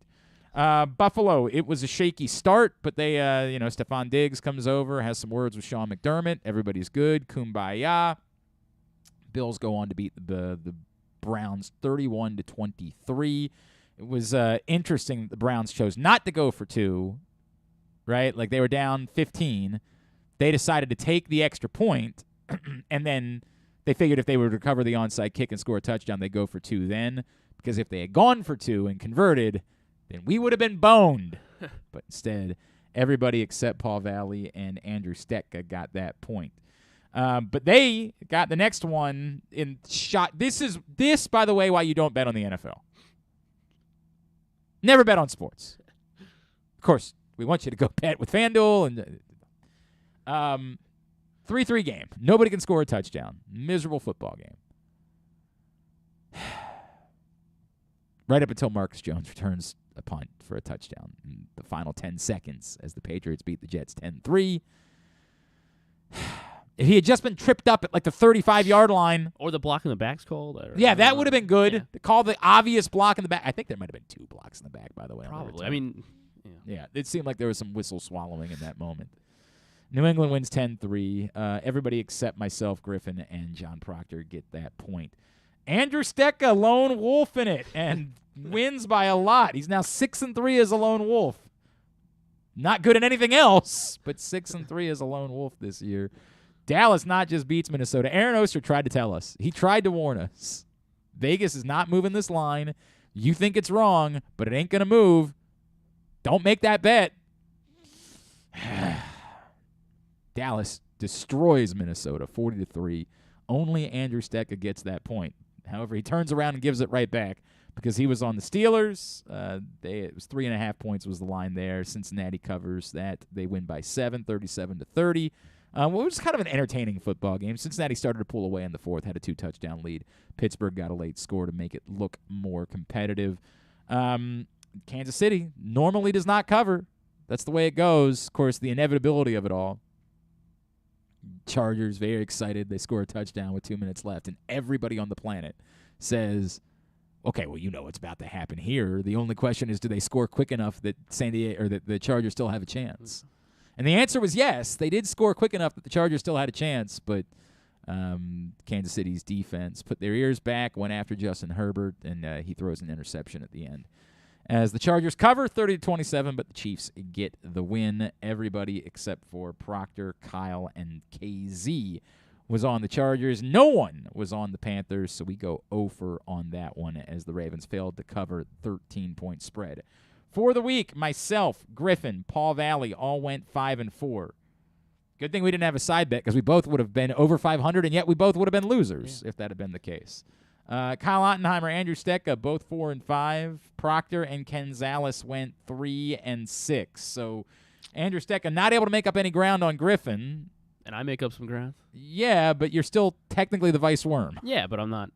You're tied. Not alone. Not alone. You're tied for Vice Worm now with Kyle Ottenheimer. But you're both 9 games clear of Andrew Stetka. And I'm getting hot. Let's ease up on all that. Paul Valley and I are still tied at the top. We're both 3 games clear of John Proctor and Ken Zales. KZ has had sort of a bit of a fall the last few weeks. From first place by himself now to 3 games back. Of course, at the top of the table, we're playing for a little bit of cash. At the bottom of the table, we don't want to be the worm, the one that's got to come in here, eat a worm burger, perform the worm a la Scotty Too Hottie, get a stink face Rikishi style, and also have to dress up like the worm Dennis Rodman. And it looks like Andrew Setka should start thinking about booking a plane ticket. Now, on to Pats on the Ass. Pats on the Ass are brought to you by Guilford Hall Brewery. Brewery? What is a brewery? Probably just as cool. It's an adverb. They brew it very brewerly. I don't know what I was trying to do there. Guilford Hall Brewery, 1611 Guilford Avenue in Station North. An amazing location. True gem in our city. Just an awesome place. Great events throughout the week. Live music, bar trivia, yappy hour. All of that can be found at Guilford Hall Brewery. Go to guilfordhall.com to find out more. Also, the delicious Bavarian-inspired menu, as well as the excellent craft beer selection, including the Guilford Hall Lager. Of course, you know the drill. 5 Ravens, rank them 5-1. Number 1 being your man of the match. Of course, on that list, despite the fact that it was more about maybe one side of the ball yesterday, you still have to have 2 offensive players and 2 defensive players. The 5th player on the list can be another offensive player, another defensive player, a coach, a special teams player, whoever you would like. Get me yours at Glenn Clark Radio on Twitter. As far as mine are concerned, my number 5. Again, not a great day for picking out a second offensive player, but it actually seemed kind of obvious to me. Mark Andrews was my number 5. Back on the field, 6 catches, 63 yards, as reliable as always. Mark Andrews was an easy choice for me as the second offensive player on the list. Yeah, I put him as my second offensive player. DeMarcus Robinson, I had him as my 5, so I put Andrews ahead of him at 4 because I think Andrew, he was big on every single third down. You knew where we were going, and Andrews stepped up. And I think it's very good that we have him back. A lot of the third downs were DeMarcus Robinson, right? Yeah, good for him. He had a career day. I mean, it's not an indictment against him, but I think Andrews is still the better player, and he was more important to have. Nobody's debating who's the better player of the two of them. And he was more important player to have. Who was more impactful yesterday, and I can't believe you're trying to make this argument. Mark Andrews. You make some weird arguments sometimes, man. DeMarcus Robinson was still really good. DeMarcus Robinson was the best offensive player by far. I'm still taking Mark Andrews over him. You're having a different conversation. Nobody's debating which of the two is overall better. It's about in the context of the game. Yeah, and Mark Andrews stepped up when we needed him to. So did DeMarcus Robinson. But even more so. It's not. It was a coin flip. I don't know how you're trying to argue that it was a coin flip. That's the part I can't figure out. I mean, one of the two was twice as productive as the other one was. With no offense to Mark Andrews, the other one was twice as productive. I don't know how you're trying to turn that into a coin flip. I thought Mark Andrews was utilized more on third downs and I don't know. Nod, even though DeMarcus Robinson was also just as important throughout the day. He was more important. They were both very important. Mark Andrews was important. Nobody's debating that. This is a weird bit. Mark Andrews was my number 1 offensive player. DeMarcus Robinson right behind. Okay. 4 and 5 overall on my Pats list. This is bizarre. What a bizarre thing this is. Mark Andrews. Number 4 is Marlon Humphrey. Marlon Humphrey continues to be outstanding. I meant to try to find this stat. There was a stat someone threw. I think I saw. He was barely thrown at yesterday. 31 coverage snaps, I think it was. Yeah, he was thrown at twice. No completions and an interception. 2 targets, 0 completions, 1 interception, 1 fumble recovery, 1 quarterback hit, 2 tackles. And, of course, would have had the touchdown had the play not been blown dead. Yeah, I mean, the idea is supposed to be in the NFL now that you let the plays play out because you have replay to go back and fix it if you're wrong. It's a whole thing. Just an all around, though, very poor officiating. Yeah, it was not great. Marlon Humphrey is my number 4. So my 4 was Andrews. So I'm going to give my 3. Fine, I'll go ahead with my number 3. Okay. Roquan's my number 3. Obviously, his presence is just unbelievable in what he's doing. You know, Roquan's the one where, yes, he finished with 7 tackles, a sack, and a TFL. He had a massive statistic day, but somehow it feels like even the statistics aren't enough to define everything that he's doing. Roquan Smith was my number 3. I put Calais as my number 3. I really was. You could pick literally anyone on the defense to be your 3 defensive guys, because I went with 3 defensive guys. But he had a sack, he had 2 quarterback hits, he had a tackle for a loss. I know he's been doing it all season, but they pointed out on the broadcast he's on the field goal blocking team. It's just he's everywhere, and Calais he has been is great. Nobody's he's debating been that. awesome. Calais has been outstanding. Number 2 is DeMarcus Robinson, who somehow 9 catches for 128 yards. The reason why the Ravens were able to win the time of possession battle by so much.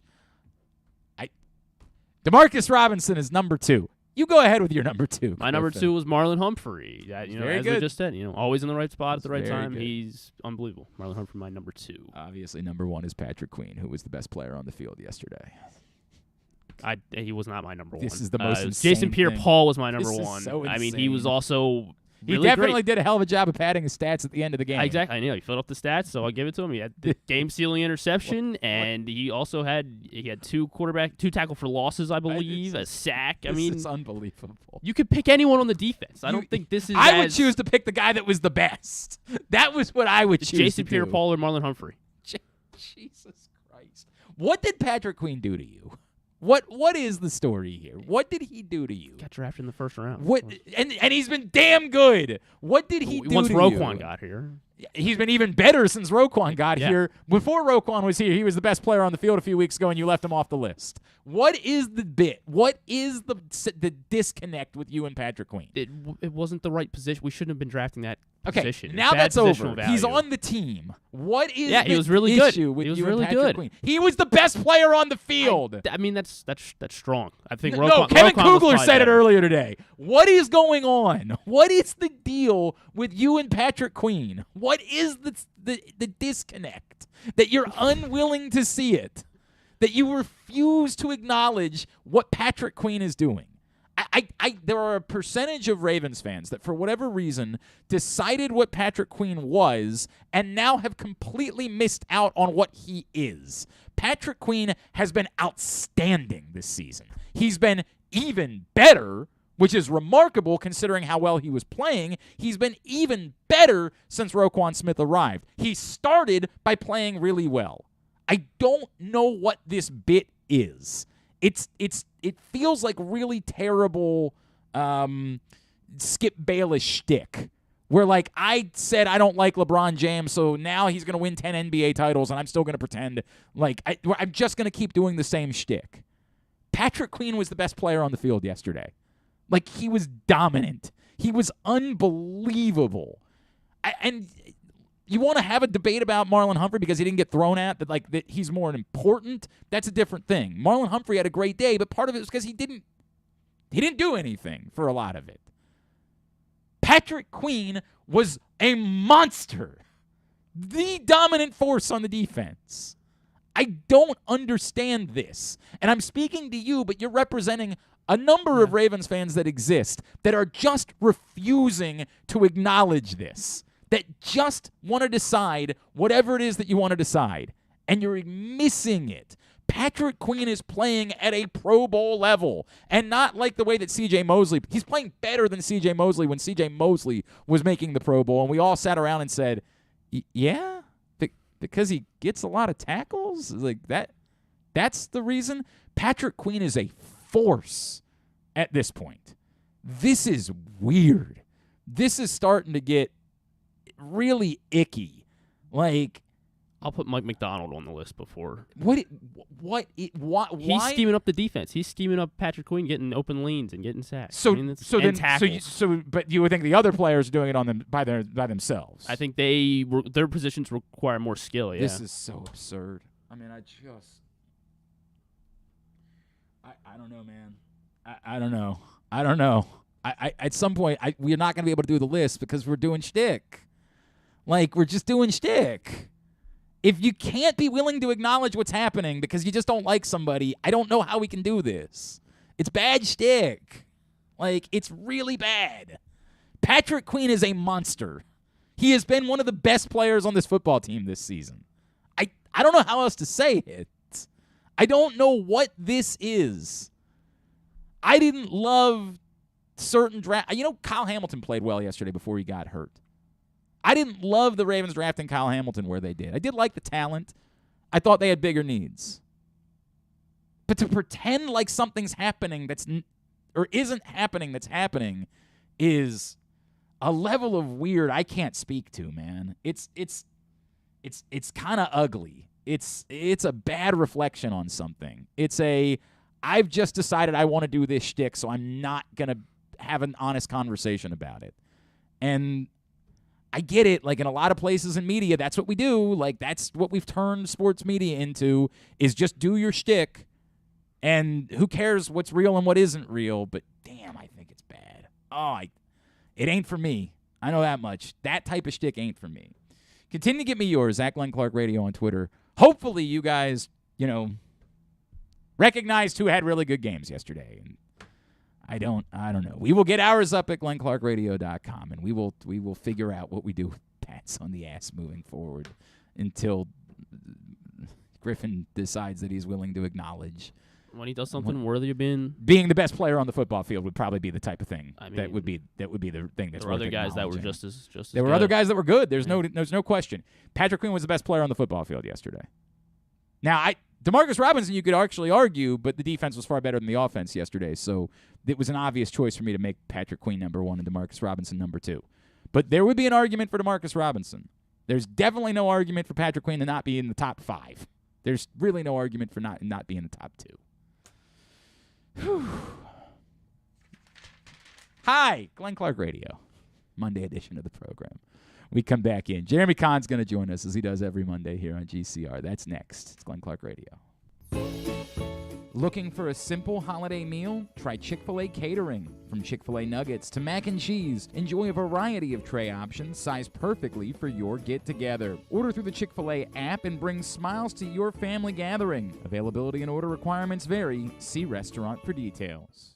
UMBC basketball is back at Chesapeake Employers Insurance Arena, and tickets are available now at umbcretrievers.com. Don't miss any of the great early season matchups as the men take on local rivals Coppin State on November 30th and Morgan State on December 10th, while the women square off with American on December 18th. Experience the excitement of game day at the Peak by getting your tickets right now to come see the Retrievers at Chesapeake Employers Insurance Arena. Lock yours in at umbcretrievers.com. Come experience Maryland's #1 sportsbook this NFL season at the FanDuel Sportsbook at Live Casino and Hotel, the ultimate place for any sports enthusiast. Take advantage of our 24/7 kiosks, massive video screens, and watch all the action from the best seat in the house. With more money paid out than anyone around, make every moment more at the new FanDuel Sportsbook at Live Casino and Hotel in Hanover, Maryland. Please play responsibly. Gambling problem? Please call 1-800-GAMBLER or visit mdgamblinghelp.org. The Baltimore County Police Department is hiring. Entry-level officers start at close to $59,000 a year with a $10,000 bonus. Some restrictions apply. Plus a great retirement plan, medical, dental, and vision insurance, advancement to specialized units, tuition reimbursement, 15 sick days earned per calendar year, and even further incentives for military members and veterans. If you have a passion for service and want a career for life, visit joinbaltimorecountypd.com or call 410-887-5542. You must be a United States citizen, possess a valid driver's license, and have a high school diploma or GED equivalent. The Baltimore County Police Department is an equal opportunity employer. Make the most out of every day in your Toyota RAV4. Available in hybrid or gas-only models. A RAV4 can get you where you want to go in style. Check out buyatoyota.com for deals on new RAV4s from your local Toyota dealer today. The latest edition of Press Box is available now. On the cover, New Maryland basketball coach Kevin Willard sits down with Stan Charles and Glenn Clark to discuss the situation he inherited in College Park and how he plans to get the program turned around. Also, inside, we introduce you to men's and women's college basketball players from all of the teams in the area. And Bo Smoka profiles Ravens receiver Devin Duvernay. Press Box is available for free at over 500 area locations, including 60 Royal Farm stores, and you can always find the entire edition as well as the best daily coverage of the Orioles, Ravens, and Terps at PressBoxOnline.com.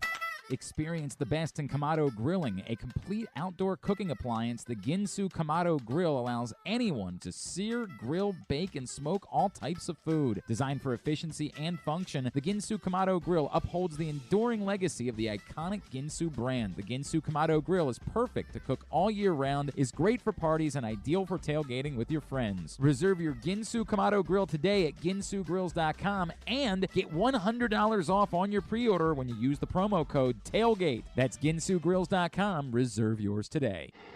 Join Glenn at halftime of every Ravens game for the Project Game Day halftime show at facebook.com/PressBoxSports. We apologize in advance. There's not much we can do about his face.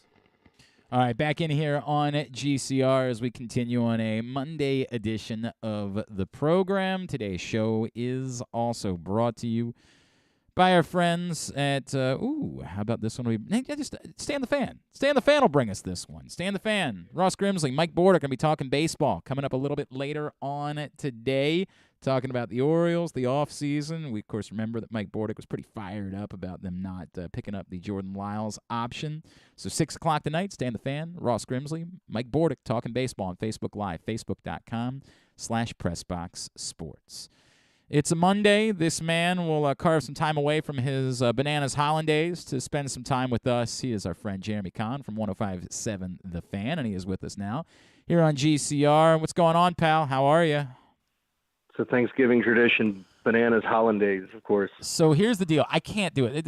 Having to do your show on Thursday and Friday. Thanks a lot for taking those days off, you jerk. They told me to take off. I know. They said we don't want you to. There's just no way I'm going to be able to do the drinking show this week. I got a little bit too much going on. But what I figure we do. No, it's cool. We pick at some point in December. We'll pick a day. Mm-hmm. $200. Somebody donates. We'll come in. We'll make Griffin whip up some Bananas Hollandaise, and we'll get drunk. And then whoever donates $200 towards our Helping Up Mission drive gets to come in and hang out with us. Does that work? That works for me. Yeah, perfect. I got the funny thing is too. Like I was going to try to make it all work. I didn't want to be the guy to go, "Hey, I got family coming in, and I have one day to see them Wednesday, and my wife works tonight and tomorrow, and we won't see each other." So I'm going to dinner with my dad, who's coming up for Thanksgiving at my brother's, and I usually go to my in-laws for Thanksgiving because I don't like my family. But no, I mean that's. No, because it's always a little bit more convenient here for us instead of all that traveling on the holidays. It's really to me the thought of if I wake up at by the way, I'm not going to wake up as early as you do. I had that conversation with Rami yesterday. He was like, "Well, I'll be in here at 5." I said, "I will not be. I will be in there at 5:57."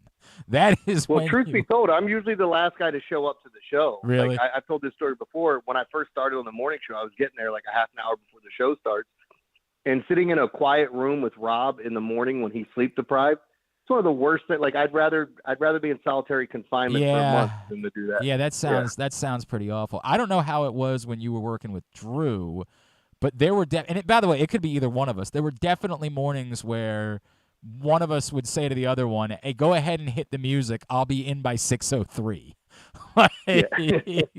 There were definitely mornings where it was, I'm going to be sitting down right as, I can't remember what the song, it was Raised on the Radio that Drew liked to play at the beginning of the show every day. It was like right as the final, he would play the entire song. Could you imagine being in a real radio station and playing the entire song to open up a show every day? The only thing I've ever, even similar to that, is I've heard, like on Stern show when Howard Stern's doing that, and all of a sudden you'll hear like 3 songs playing in a row. I'm like, man, they must be really getting this guest ready or taking photos beforehand because we got all these songs that are coming up in a row. But yeah, it is kind of like it's interesting too. Like with all of this going on, the holidays and everything else that's happening, it's just trying to keep it all together and work in the morning show. Like I was telling somebody else, like with the morning show, it's all about business decisions. Like sometimes you're looking at it going, ooh, am I gonna stay up and watch this game, or am I gonna be miserable in the morning?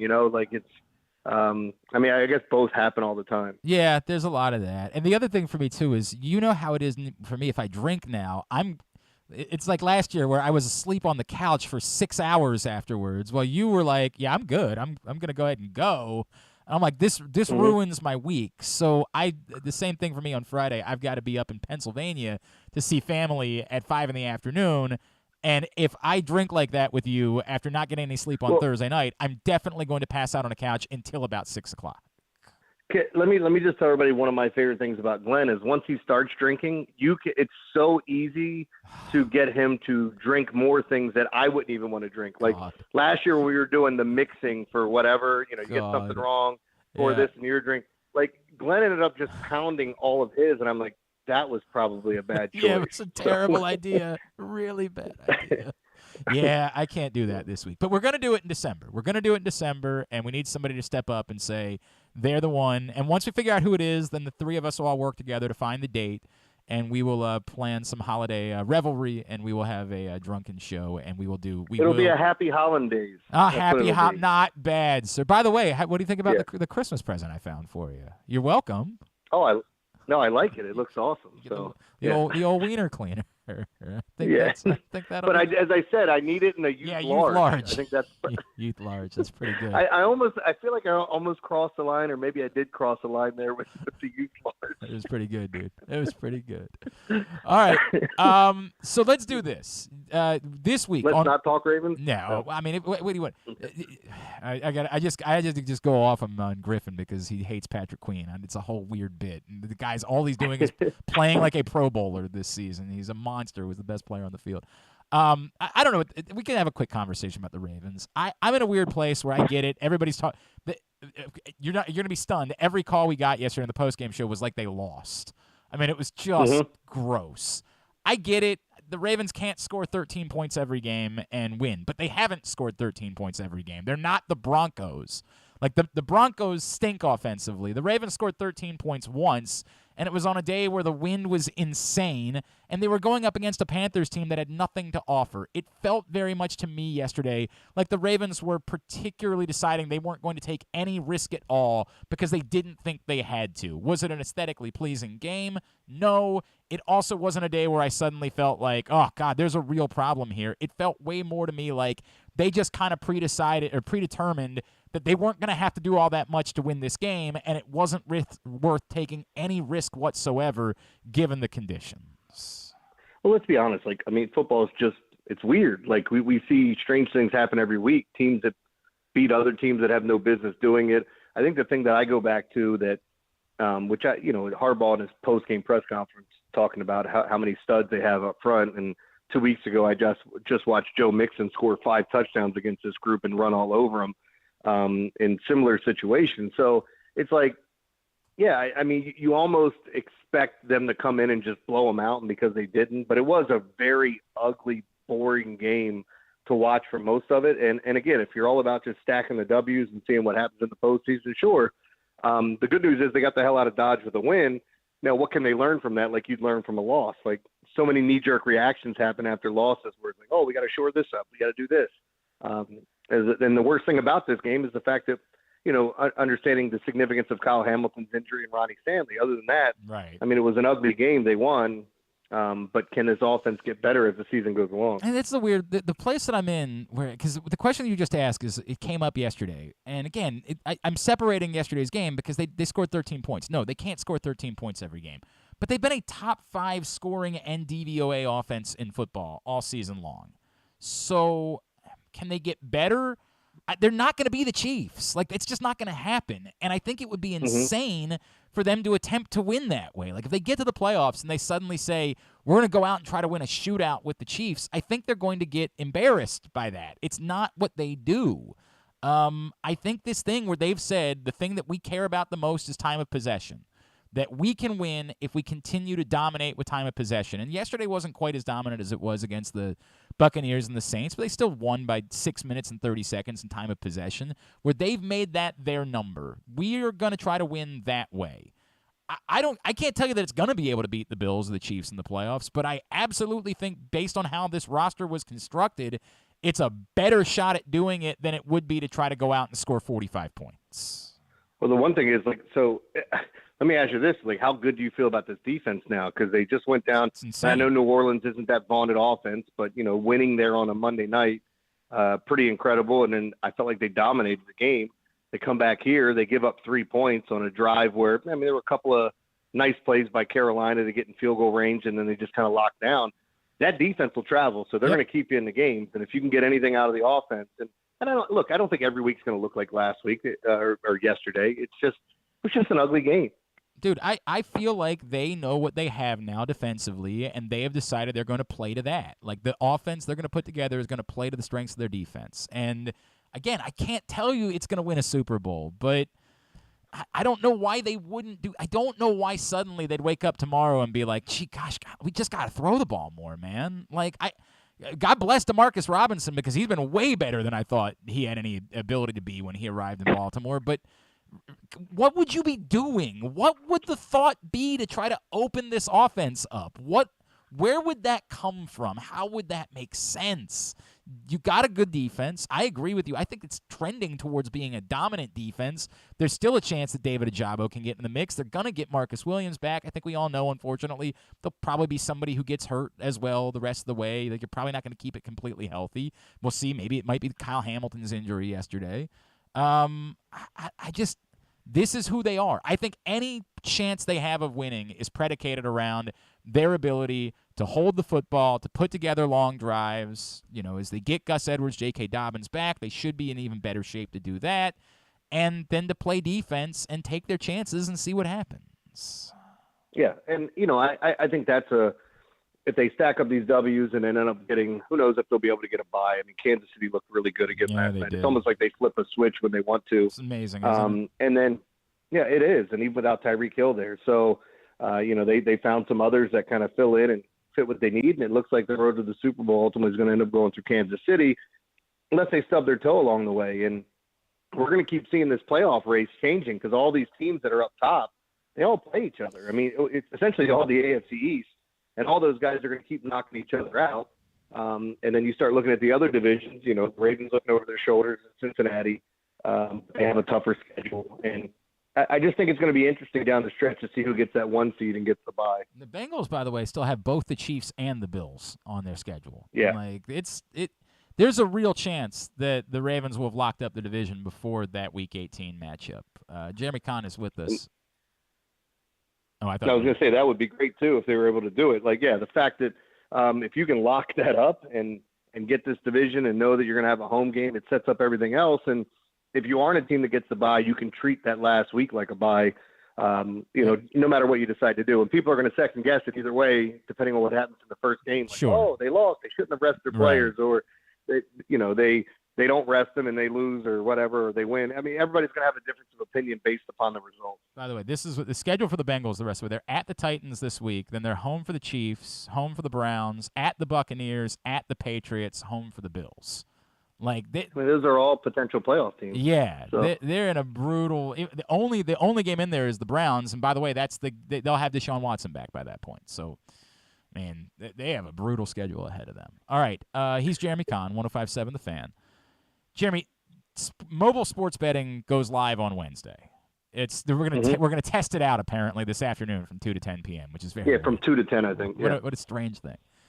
I wondered, you've been open about your ups and downs as a bettor over the years. There's been a lot of ups in recent years. A lot of, Jeremy sort of shrugging and being like, oh, by the way, I won $54,000 over the weekend. Like, oh yeah, yeah, sure. The old casual, by the way, just happened to win $54,000. There's been a lot of ups, but I'm wondering if, and I know there's going to be shtick involved, but I actually am very genuine about this. If you could give advice, there are a lot of people that have been able to bet however they wanted to bet. Like but I think there's going to be a lot more that are suddenly going to be in a place where now that it's legal and it's easy, they're going to find themselves wanting to get involved and wanting to do kind of wild things. I don't know, maybe wanting to bet a bit on Ukrainian ping pong and losing $3,000 in the middle of the night. Not that I know anyone that's done anything like that.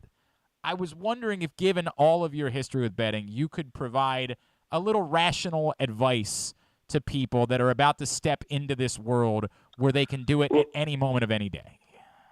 I'll tell you, the first thing I always tell people is don't chase. Not to use stupid cliches that it's a marathon and not a sprint, but the elation that you have when you chase, and let's say you were down $2,000 and you bet $2,000 on the game. the elation that you have for winning it is nowhere near in comparison for the time that you lose that, and then you end up owing over $4,000, or you've cost yourself something. So like Monday night used to always be called bailout night because that used to be the end of the week for a lot of people. And now like everything is kind of when you're betting through a casino, it's a daily thing. It's not like meeting up with a guy at the end of the week when you're doing it illegally. And I got no problem talking about that because how do you think most people were doing it for all these years? But the bottom line is like you just got to be careful. Like there's fun things to do. Parlays are incredibly hard to win when you do those long ones. So when you see them teasing you online, like, oh, this 10-team parlay hit, the few and far between for that happening. And if you are one that wants to play those, you can bet $10 on it and try to win yourself $1,000, $2,000, whatever it may be, or go crazy and try to win those big ones. But I don't think a lot of people are going to have the money to throw around. And I think people are going to be surprised. This isn't like betting before where you actually have to front all the money. So, you're not going to be able to call your guy, as I'm doing air quotes, and send in a bunch of plays. No, you have to go in. You have to sit your money down, say, here's what I'm betting. If you're betting 1,000 on a game, it may be you have to put 1,100 down, and then you get a ticket back saying you win 2,100 if you win. So there's all types of processes and things you can do, and don't drink and bet.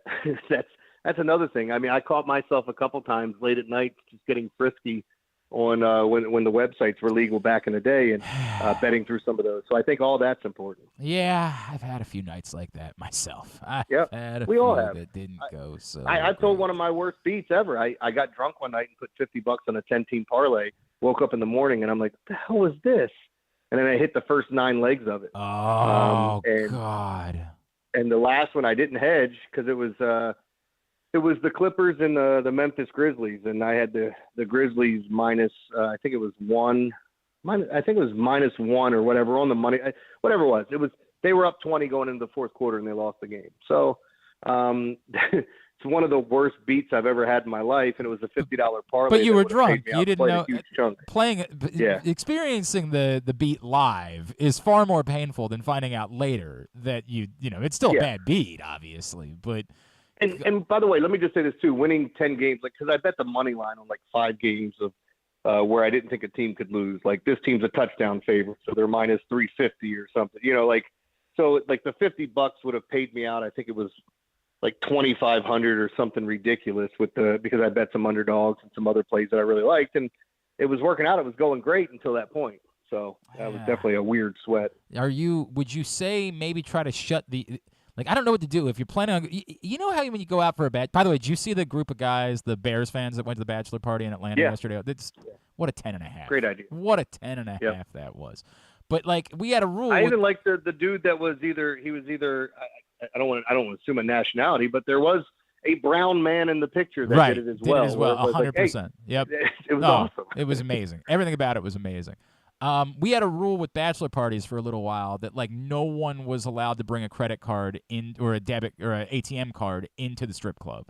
You had the cash that you had, and that was it. We literally would frisk each other ahead of time because there was an incident, admittedly, at my own bachelor party that was quite expensive. So we had a rule like that at future bachelor parties where everyone had to leave all of their cards behind. You could only bring your driver's license and whatever cash you had. And we would literally hold each other to it at that point. Do you ever have moments like that as a bettor when you're if I'm going to get drunk tonight, I have to take some precautions so that I don't end up doing something completely absurd? Yeah, I mean, you try to, but the problem is, let's be honest here, because my one friend has the best quote. He's like, if you ever get mad at me when I'm drunk, don't bring it up to normal me, bring it up to drunk me, because normal me had nothing to do with it. We're two totally different people. And that's the problem when you get drunk, because you will make dumb decisions or convince yourself that it's okay. It's who cares what happens? And then you wake up in the morning, you're like, God bless it. I can't believe I did that. But with gambling, it's all in the same, and you got to bet within your means. I don't make any rules per se for myself. You'll have your restrictions of what you can and can't bet. And I think the other thing that people be surprised, I'm a FanDuel guy, so I'm pushing FanDuel, I'm telling everybody to go sign up for FanDuel and use my code and all that stuff. But the bottom line is there's so many freebies Yeah. You'd be stupid or you'd be silly not to sign up for as many as you can, find out which apps you like the best, and get all the free stuff that you can, free bets. It's essentially free money. I just signed up If for you can all of win. them at PressBoxOnline.com/offers myself. I literally just went through and Oh, you signed can do up it that for- way? Then do it that. That's, Yep. that's awesome. If you can, I didn't know you had done that. That's great. I went through and did that myself this morning for that exact reason, including FanDuel. FanDuel was very much one of them. Yeah. Look, man, I'm excited about it. I have actually kind of cooled once we knew it was coming. I kind of cooled on some of the other sites that I was using in order to prepare myself. So I got a funny feeling it's going to be an active. Like if my two sons realize that Christmas is a little light this year, it's because or it's a great Christmas. Think about it the other way. It could be an outstanding Christmas. I read a book once. That was the end of the statement. But Yeah, one time I did. right. No, no, I read a book on gambling that I really liked when I was younger. It had more to do with casino play and card games. But it was like, everybody's heard of The Secret, the power of positive thinking. Like, I believe in some of that stuff. Like, if you're going in being, oh, woe is me and I'm going to lose, and feel like then you're going to lose it, because you're always going to feel that way. Like, I truly believe in, if you get in, you hit early, you take that money, you put half of it in your pocket and play with the rest of it if you're in a casino. But too many people chase because they'll get up and then they'll get back down, and all of a sudden it's like, oh no, I can't be down now. Right. I'm just curious to see, like, when I'm able to post screenshots of stuff that I'm betting, and people can see that, like, I actually bet my own plays, that it's not something where you got some joker over there telling you bet all these games and you're not playing them. You know, it's when those picks lose, I lose. So that's just how it goes. No doubt. All right. I'm in a. Do you care at all about the film A Christmas Story? Does it mean anything to you at all? So I loved it when I was a kid. The more like you talked about growing out of things and going back and rewatching it, and do they hold up? Yeah. I don't know that it's one that holds up for me. I'm not all that nostalgic when it comes to, oh, at this time of year I got to watch this, or I'm not there's a couple of Christmas movies that I love that if they're on, I'll watch them. But I was saying something to my wife, and I'm like, hey, do you want to watch this was like late Saturday night. Like, do you want to watch the new Christmas Story movie? And she goes, well, I got to watch the first one first. I'm like, you've never seen it. Are you serious? Yeah, she said she saw bits and parts of it, but never the whole thing. That is weird, dude. Well, I was talking to my wife so then we were trying to figure out something to put on as we're going to go to bed, and I'm naming all these Tarantino films because I've been rewatching all of his movies when I get time. And I said, well, I'm naming all these movies, and she's like, yeah, I've seen that. Yeah, I've seen that. Then I get the Pulp Fiction. She goes, I never saw that. I said, you got to be kidding me. World? Who are you? What in the world? Yeah. I had a moment when we were out in Wisconsin a couple weekends ago. We were flipping between radio, or I think we had Sirius on, and 9 to 5 came on by Dolly Parton. And of course, I got very excited because it's 9 to 5 by Dolly Parton. And Mrs. Clark looks over at me like, what is this? And I said, I don't. Oh, my God. Do I have to wait till I get back to Maryland in order to file, or can I go ahead and file now? Because these are definitely irreconcilable differences. Is that Dabney Sweeney? Is that the bad guy or the boss? Oh, yeah, 100%. Yes. Nice pool, dude. And I think he was also in Hot to Trot with Bobcat Goldthwait. I want to go with all these crappy 80s. God. Yeah. My God. So I bring this up because A Christmas Story means a lot to me. Like, I've gone out, I've visited the house, I've done the whole thing, right? Like, it's. Oh, really? I didn't know all that. It's a sappy film. It's very campy, but every year you get to Christmas, you end up watching A Christmas Story, and it's cute, and you love the whole thing, and you appreciate the story. So I decided I was going to spend time with A Christmas Story Christmas. And so on Friday, I viewed it. And I sent out the following tweet. I said, if you're willing to acknowledge that campiness is what made A Christmas Story so wonderful to begin with, and try not to concern yourself with when the film is supposed to be set, A Christmas Story Christmas is really quite sweet and pleasant. It helps to have low expectations. Which was me kind of saying, look, it's not the greatest film ever made, but it's fine, and I feel that way. It's fine. You're going to sit down, you're going to watch it. Is it one where you say it's not great, but I'm glad I watched it, like that? Yes, I think that's maybe the closest way I would say it. I'm really glad I watched it, and in fact, I would even go as far as to say I would watch it again. It was pleasant. There was one scene in the film that was downright beautiful, but it was just, they didn't have anything new to say. It was just really one long wink at the first film. Right? Like, that's really all it was, and that's okay. You know how we all loved Maverick because it was its own story, it was its own movie, it just also happened to wink at the first one, right? You're talking about the movie with Mel Gibson and No, I mean Top Gun. The James Garner the Top Gun. Top Gun that came out this year. No, you said Maverick. I know. Thank Maverick, you. that movie was right, better. Yes, it was a great. What a classic film that was. This one is Jodie not Foster. that. This was all this was a wink at the first film. There was no new story. It was just a one long wink at the first movie. But it was nice. Admittedly, that's not a glowing review of the film, right? No, and that's part of the problem. Like all these movies that we want sequels for, and then we finally get the sequel, and we're going, man, we waited a really long time for that. I was the opposite. It just feels like a huge letdown. I didn't want this. I would have preferred for this not to exist. But once it existed, I wanted to watch it, and I send out that tweet. That tweet did not get a ton of engagement. It appears as though not a lot of people spent time with A Christmas Story Christmas this weekend. It did get one like that popped up yesterday. That like is from someone named Clay Cadis, who I click on and I find out Clay Cadis is the director of A Christmas Story Christmas. I bring this up because that's. I thought you were going to tell me it got one like, and the guy's name was Hugh. Right. Like, Hugh, Hugh Janus. Yes, correct. Yeah. I appreciate Hugh's work. Imagine being the guy that directed a film and after it was released, spent the weekend searching for because I didn't tweet anyone in this. Like, I did not tag anyone in this tweet. Imagine being the guy seeing the mildest pleasant review you could ever possibly imagine. Like me apologizing for saying that I semi-enjoyed the film and clicking like.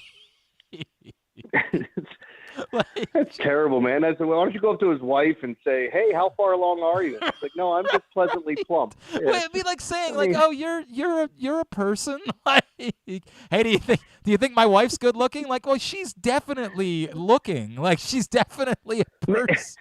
Maybe he took it as a compliment, like I did when my boss said, you're not so much of a screw up anymore. Wow. So I think that was pleasant. Wow. Yeah. That, I guess, is pleasant. I don't know why this floored me this weekend, man. Like, this Twitter interaction truly floored me that I gave out imagine if you saw a tweet today from somebody like, that the Big Bad Morning Show sometimes isn't the worst show on radio. And you were like, yay, thank you. Yeah. What a weird. Some guy called in the other day and said, what is it with all the gayness with you? Well, this should be called the Big Gay Ass Morning Show. And I said, thanks for the idea. I was going to say, I think we're actually working on imaging now. Wait, have you been able to convince him yet? Yeah. Guess what my horse eats? By the way, if you think I'm doing radio at 6:00 on a Thursday morning on Thanksgiving, I'm absolutely going to say at some point that I'm in for the guys on the Big Gay Morning Show. You see, please do. And they'll know exactly that. They'll know exactly that I'm off. Oh God. Oh man. All right. I had to have a talk with my wife because somebody said, they think your husband's gay. They think your husband's gay on the morning show. And then I said, do you think I'm gay? She's like, sometimes. I'm like, okay. Well, maybe it's just a vibe that I put on. I don't. Whatever. I'll tell. So we have a close friend. My wife and I have a very close friend who's gay, and I love this. Is somebody I've been friends with since I was a child, right? And at one point, she said to me, she's like, I think if he had come out when you guys were kids, you would have dated him. And I turned to her and said, you think that I would have completely changed my sexual identity based on the fact that my friend was gay? Yeah. She's like, we're not hanging out in the fort anymore. We're playing tummy sticks. No, I don't think that doesn't usually happen. She was like, well, you guys are really close. I'm like, yes, but I'm like, what in the world, man? Really close. You buy a tandem bike and hang out together. Like, I mean, come on. What is no, you're not going to change your sexuality. Like, if you're a good friend, you'll support them. Correct. That's exactly what it is. No, I'm going to change whether or not I'm into women because I have a friend that's gay. Very weird. It's not like your buddy's going to come to you and say, man, I've had such bad luck in dating, and all of a sudden you arch your back and slowly slide your drawers down. All right. Has that happened before? Oh, so no. You too? Oh, that's weird. All right. Yeah, see? Anyway. All right, buddy. You guys are on the next couple of days, and then. Yeah, so Ed's off on Wednesday. It'll be all three of us tomorrow. We're going to have some fun. Rob apparently has a big issue with something called Friendsgiving. So he thinks this made-up holiday. He doesn't like it. So I think we're going to talk about that. Have I told you that we're having a crisis? So we've done a Friendsgiving for 15 years, but we started it and we've continued. Oh, this is a fun story. We called it Porn and Turkey. The bit was we all got together and watched hardcore pornography and ate a Thanksgiving dinner. And it was a hilarious bit. It was so great. And it was not just like dudes. It was our girlfriend, like everybody. Like my wife has been a part of this for as long as we've known each other. Like she's been part of Porn and Turkey. And at some point the bit became like, because you're not watching this for sexual stimulation. It was about like watching gross out porn, right? Like it was about watching disturbing things. Now we're 40 and we're starting to have like a come to Jesus moment where we still want to get together, but we're just not sure how much we want to watch some of the truly heinous. I've got an idea for you. Okay. Here's how you change it. This is a very simple thing. Okay. You invite people over for an orgy and you watch turkey hunting on TV.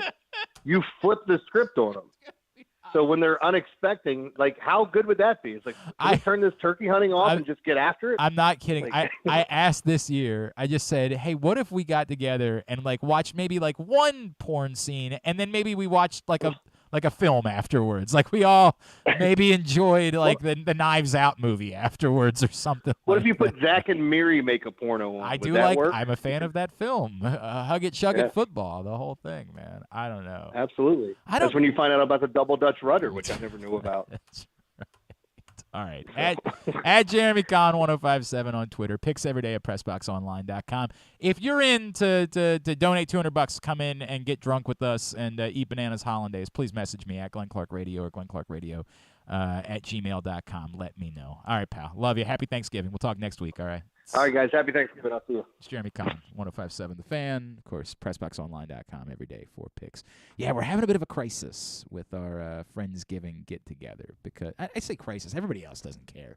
I'm just sort of I'm at the place where I just don't feel any longer very like we can do it. I'm not like gonna have a problem with it. We'll do it, but I'm talking like serious growth. That was always the point of it: is could we get somebody to puke during the course of the night? Because we're all eating Thanksgiving dinner and watching, truly abominable things. Like we had to go to the dark web in order to find some of these things that we have witnessed. How long you been doing it? The first one we ever did was when I think my freshman year of college. Wow. So that would have been this is a good tradition. 2001. So yeah, 20 years. We've been doing it for 20 years. Holy crap, we've been doing this for 20 years. Jesus. It was right around then. I don't know exactly. My buddy would be able to tell you what the first year was. And we've done it consistently. There's at least 6 of us that have been to every single one. Now we've had others come and go along the years. You don't miss it. You don't miss it. No, because it's you have to do it. It's our Friendsgiving. You have to do it. Like it's the thing that we do to get together. We have that, and then we try to get together for a Christmas dinner.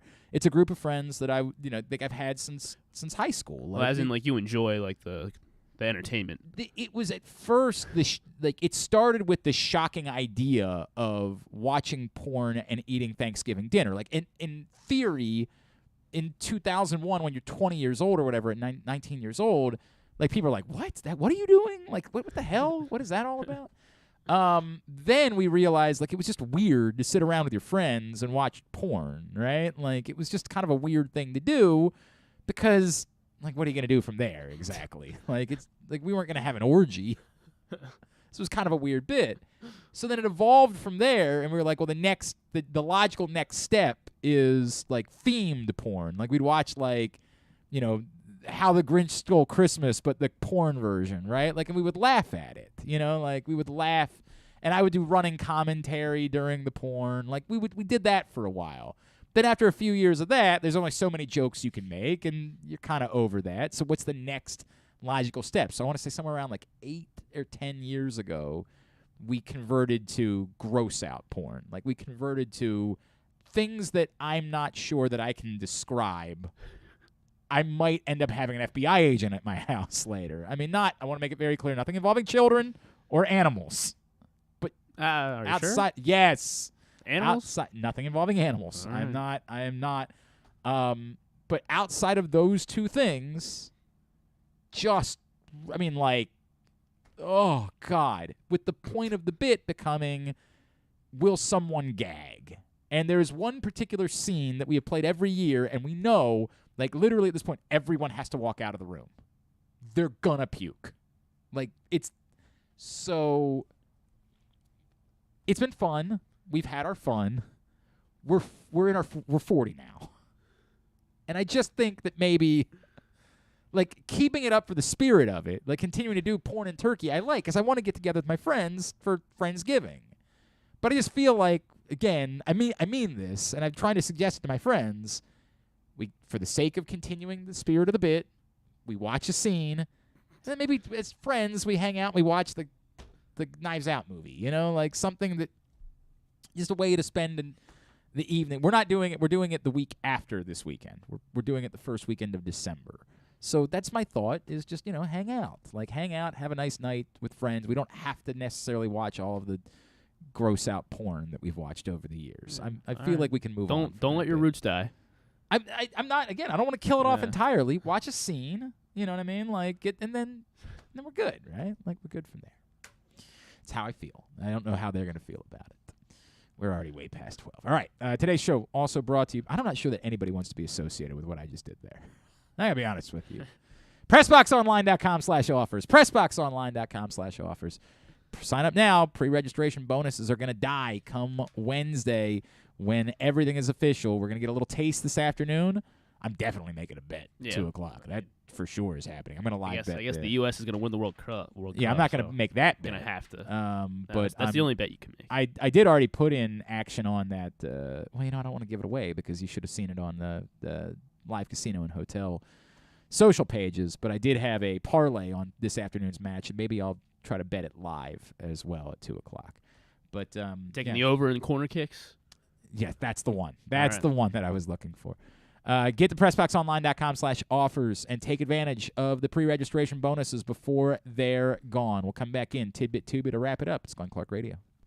Experience the best in Kamado Grilling, a complete outdoor cooking appliance. The Ginsu Kamado Grill allows anyone to sear, grill, bake, and smoke all types of food. Designed for efficiency and function, the Ginsu Kamado Grill upholds the enduring legacy of the iconic Ginsu brand. The Ginsu Kamado Grill is perfect to cook all year round, is great for parties, and ideal for tailgating with your friends. Reserve your Ginsu Kamado Grill today at ginsugrills.com and get $100 off on your pre-order when you use the promo code TAILGATE. That's ginsugrills.com. Reserve yours today.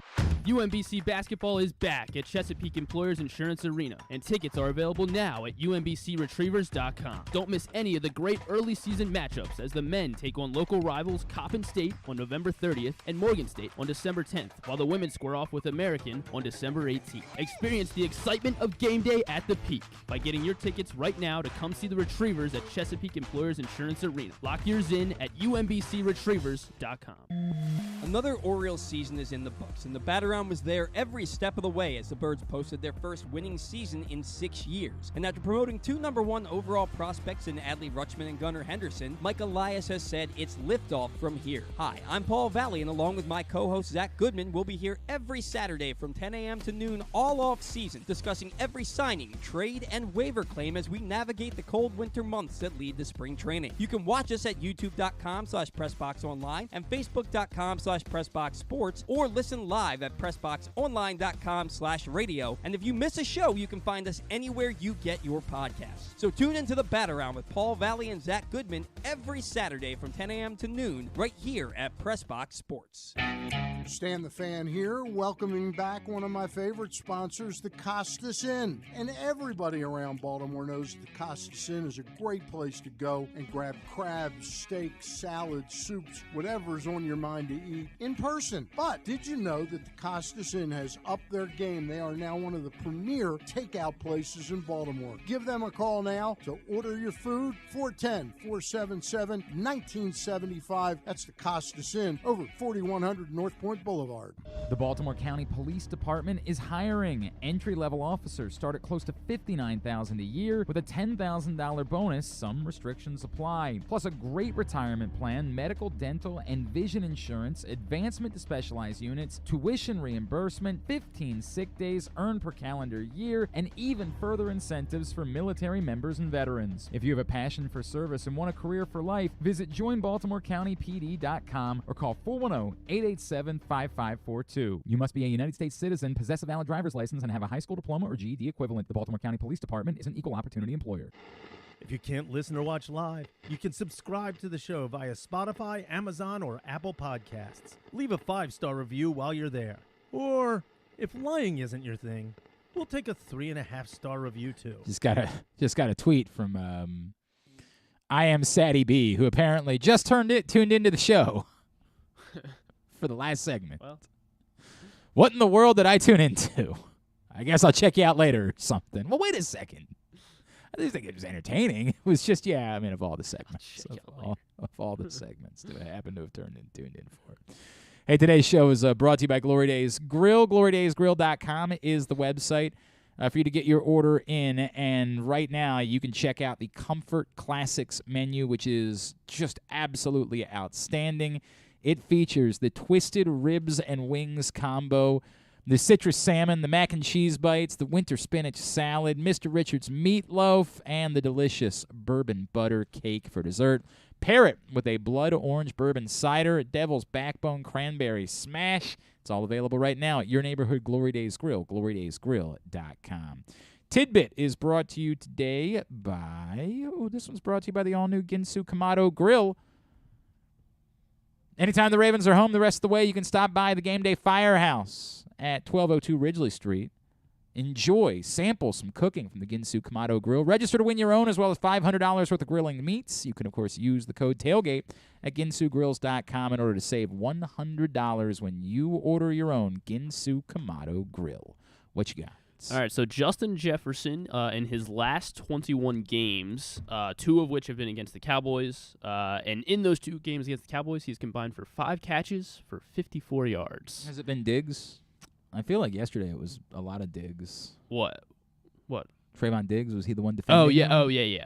Yeah. For some reason, I was thinking you were talking about Stephon for some reason. No. I was like, what? what? The guy that was defending. But yes, yeah. I mean, for whatever reason, Trayvon Diggs, the Cowboys, they know how to cover him. In the 19 other games in that span, he's averaged 7 catches a game for 111 yards per game. Something. Then Travis Kelce also now has moved into first place with the most 100-yard receiving games as a tight end with 33 after last night. So can you round out the top 9? Top 9? Yes, so I'm looking for 8 other names. Like hell, you say. Gronk.